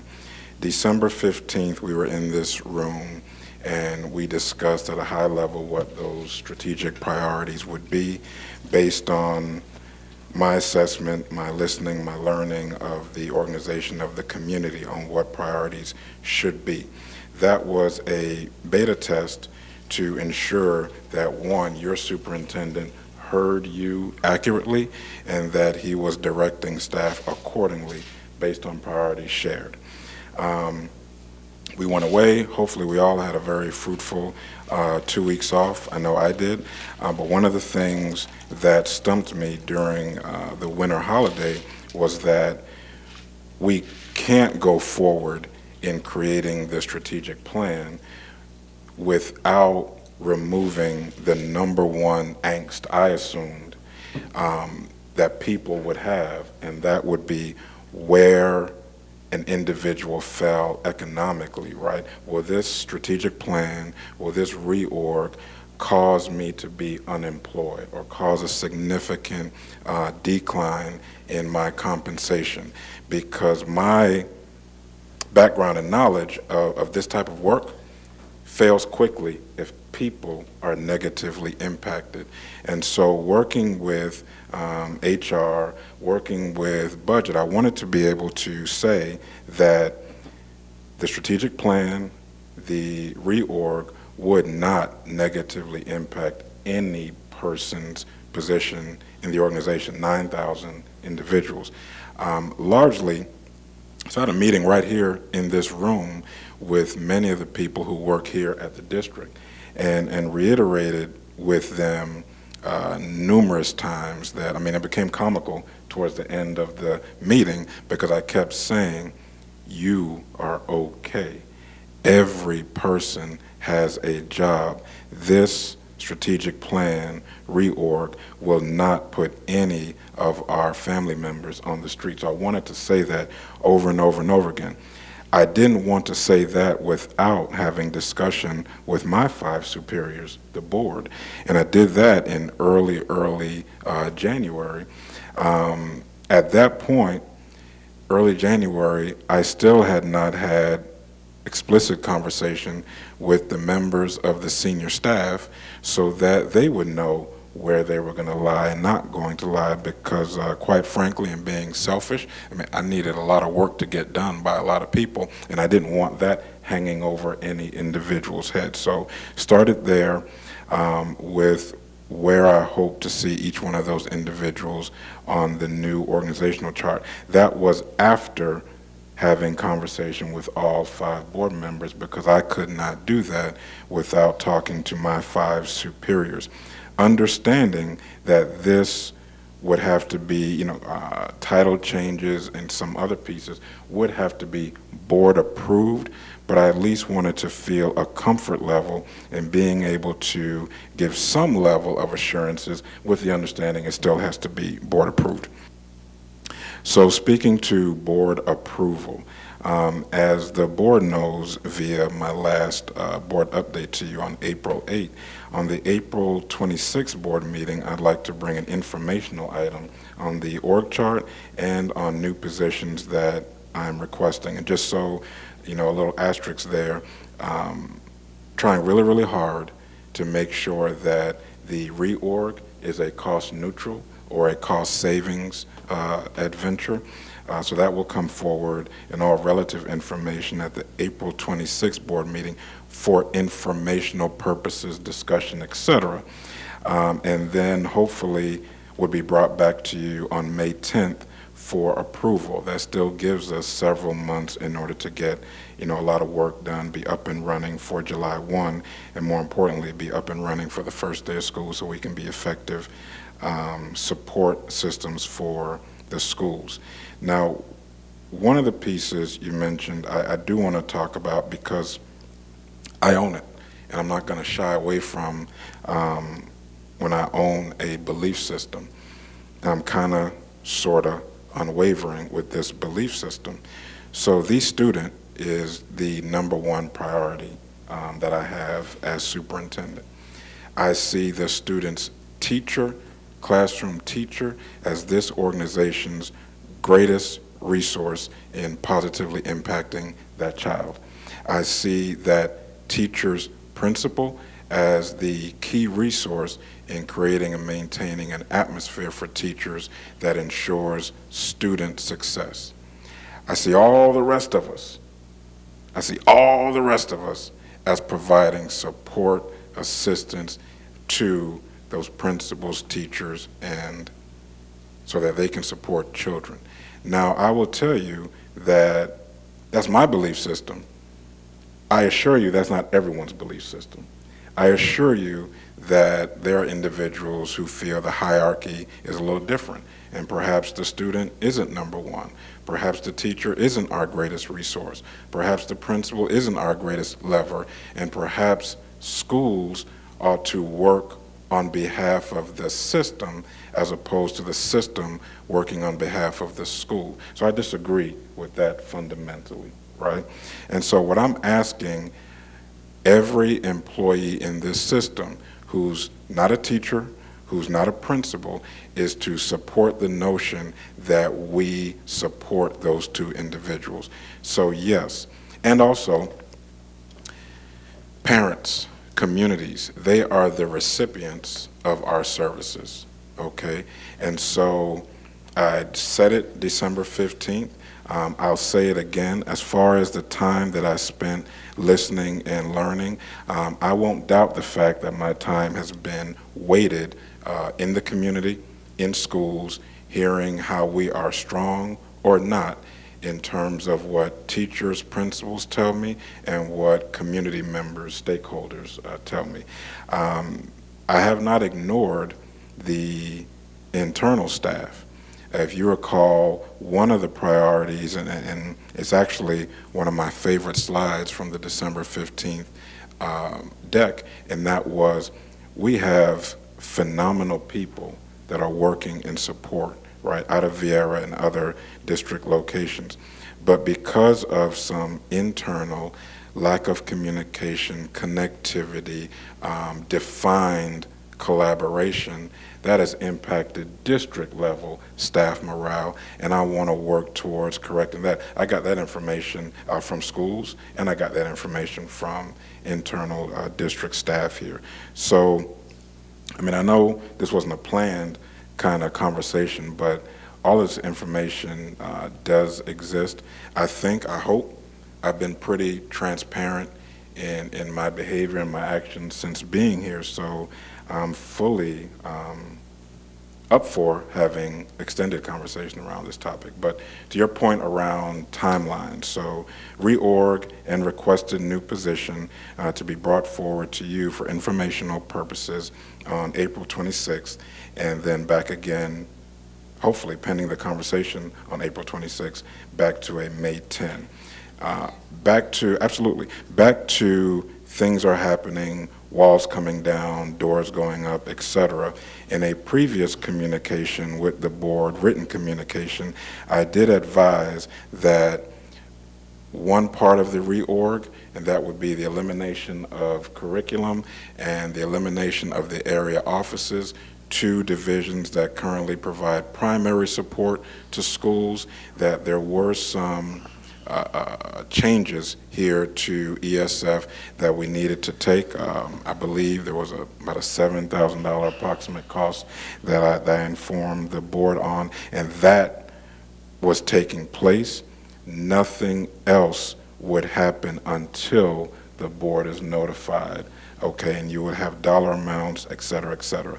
Now, if there are things happening with the name, organizational chart, strategic planning being attached to it, I would love for those things to be brought to my attention so that I can make correction. I will give an example, okay? I mentioned earlier that I declared all employees would be okay. No employee would be negatively impacted as far as their job is concerned because of this reorganization. I will tell you, I've already dealt with one employee who was told that they were not going to be hired again next year, or they were going to be terminated because of the reorganization. I don't get bothered often, but I was very bothered at that, and that's been corrected. That employee has been told, no, you're not losing your job. So I get it, I understand there's a lot going on right now, but when individual items, things are brought to my attention, I hope to be able to respond. So on the 26th, the people every non-teacher should know about the reorganization. Is that how you see it? Yeah, so all that information is going to be brought forward, it's going to be made public. Now, a lot of the information has already gone out to principals, district staff, I mean, with the word draft attached to it, and I believe it's even been shared in some of our assistant principal training programs. It's not a secret at all, okay, the fact that it is a draft, but there is, I will tell you, I feel a certain level of, I think, appropriate attention when I'm talking about it to make sure people understand this is pending board approval. So we're trying to be inclusive and collaborative of people, but a lot of this is pending board approval. Okay, so on the 26th, when you bring us positions, are we, how, you're going to bring us positions that are in the 120 pages that are all identified on that objective plan, some of those positions, I'm assuming that's what you're talking about. So between now and then, can you provide the board with information on the budget as far as like how much, I mean, because I don't know how you can add positions, where that savings is going to be to become cost neutral. So just identify that for us. Absolutely. So as I mentioned to you in writing on April 8th, I will present to you the value of eliminated positions, and I will also present to you the cost of quote-unquote new positions, and you should see cost savings and or cost neutral. So I will absolutely present that to you. And right now, I'm only aware of one position. Is that right? One eliminated position is what I'm aware of right now. So when I talk about the organizational chart, there was, I believe, the chart that I inherited is about a 40-page document with multiple positions on it. And so whatever positions were eliminated or through attrition that we did not rehire on, those will be the value of those positions. So I think the one position you're referring to So is you're Cindy talking Van about all Meter's other position, positions but they're that won't actually be. more Okay. than just that one. All right, Yeah. yes, you need to identify that for us. Absolutely. Okay. Anything else? Can we move on to board reports? Yes, that's next. That's my fault, I'm sorry, I'm sure, but of course. It's always the guy's fault. It's your fault next, John, so don't jump in yet. Okay. No other questions? I would suggest that that if we have these questions, we can send them to Dr. Blackburn and copy each other so we know what the concerns are, and then we'll get copied on all of the answers. I find sometimes those emails are a lot more detailed and specific questions and easier to answer, especially if the answer's not off the top of the head. Let's move to board reports. Any board reports? I think I'm good. No comment. Mr. Craig, any board reports? Mrs. Nisi? Surprise. I don't have any board reports at this time.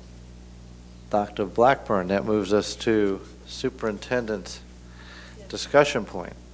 Hey, I have a discussion point.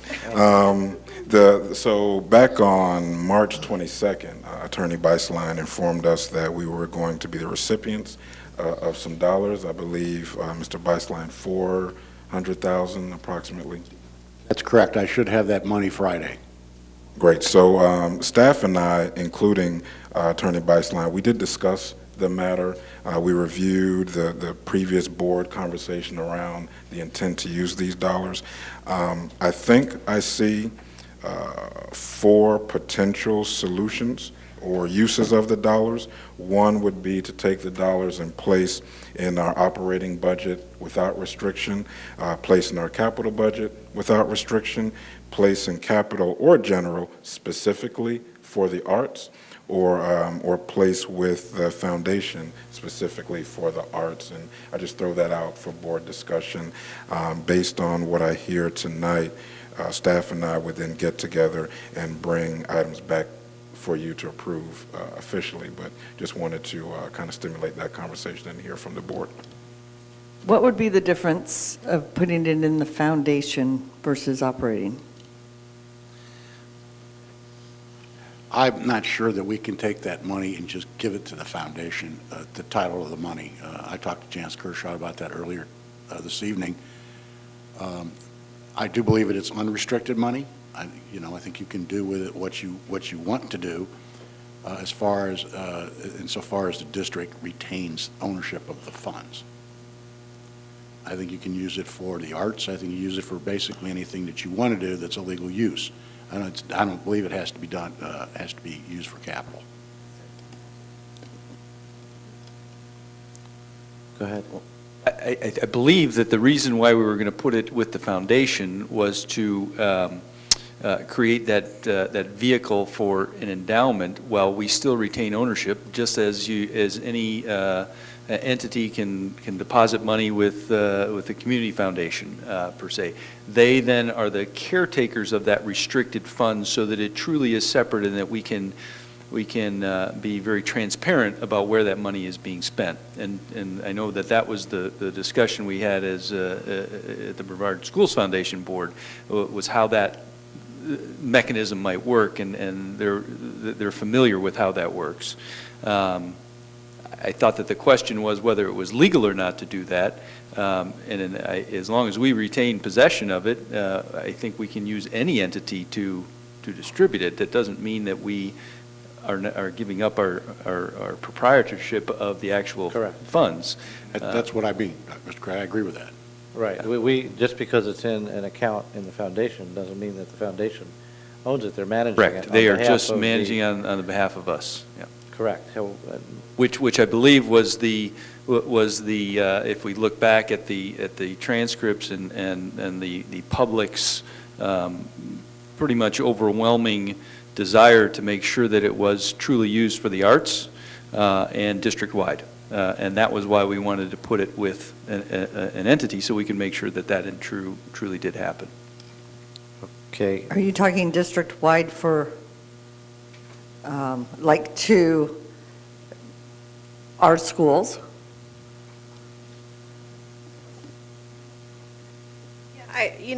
Thinking back to that discussion, the programs that were being provided by the Henniger Center were not programs provided through the schools.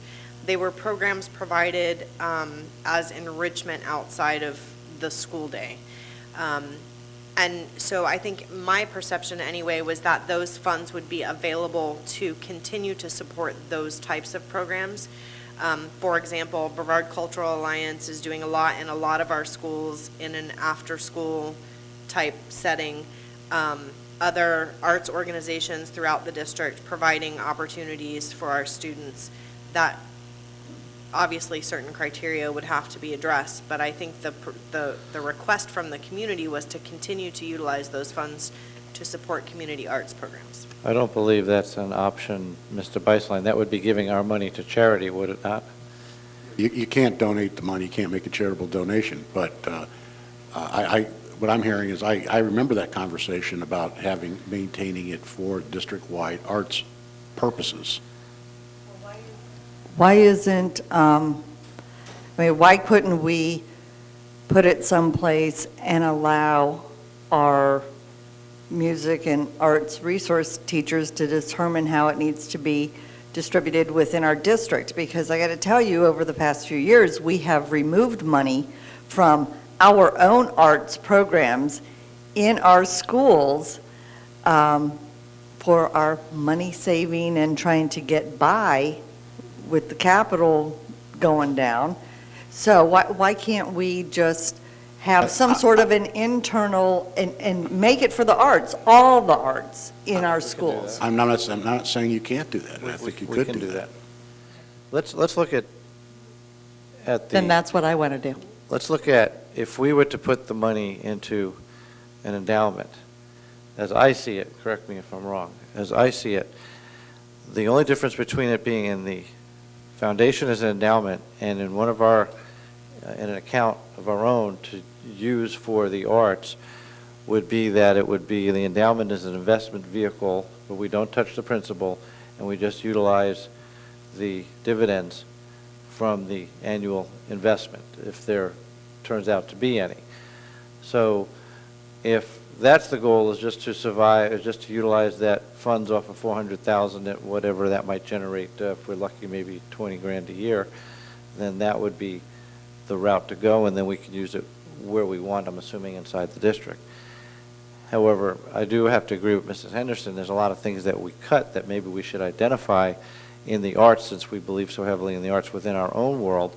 Are there needs that students would benefit from more immediately by using the money internally in larger sums, as opposed to just that little amount every year? And that would be something I would expect staff to come back to us and say, look, over the years, you've cut this, we have the need for that, we have the need maybe for summer fine arts, we have the need for instruments, we have the need for transportation for this, or whatever, to benefit the arts from it having more academic opportunity.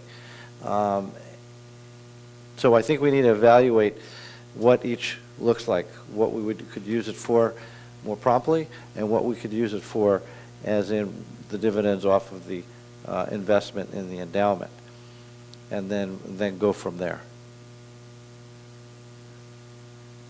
Dr. Blackburn? Let's see if I heard you. I'll go with using the dollars specifically for the arts, but I would go back and talk to staff, resource teachers in music and arts and schools, et cetera, find out kind of what was eliminated over the past recent years and bring back recommendations and/or advise the board on how we can allocate those monies to the arts. Or going with an endowment mentality of a perpetual, whatever that amount is, that, benefits maybe a summer fine arts program that the district is promoting that is district-wide, maybe it can, whatever that, just so we have that discussion and we kind of have both perspectives on it, I think is important. Okay. That works. So the notion of the foundation. If we were to put it into an endowment and it would have a reasonable return of dividends annually, what could that music be? What could that money? It's been a long night. I'm fading fast. What could that money be used for? I just use an arbitrary number. If it generated 20 grand a year, what would be significant use of that on a reoccurring basis to make it worth doing an endowment? Got it. We'll take a hard look at it and then bring specific recommendations back to the board. Okay. It works for me. Dr. Blackburn, do you have any reports for us? No, sir. Thank you. Weren't you going to tell us about your trip? Which trip? I hadn't planned on telling you about it. Would you like me to tell you about it? I thought it was a work trip. I'm sorry. It was. Would you like to know about it? Not really, not right now. Yes, sir. If they want to hear it, that's fine. I'm fading. It's been a rough day for me. And Mrs. Nisi too, I believe. Yeah, it makes two of us. Not having anything else coming before the board, meeting is adjourned. I'm dying.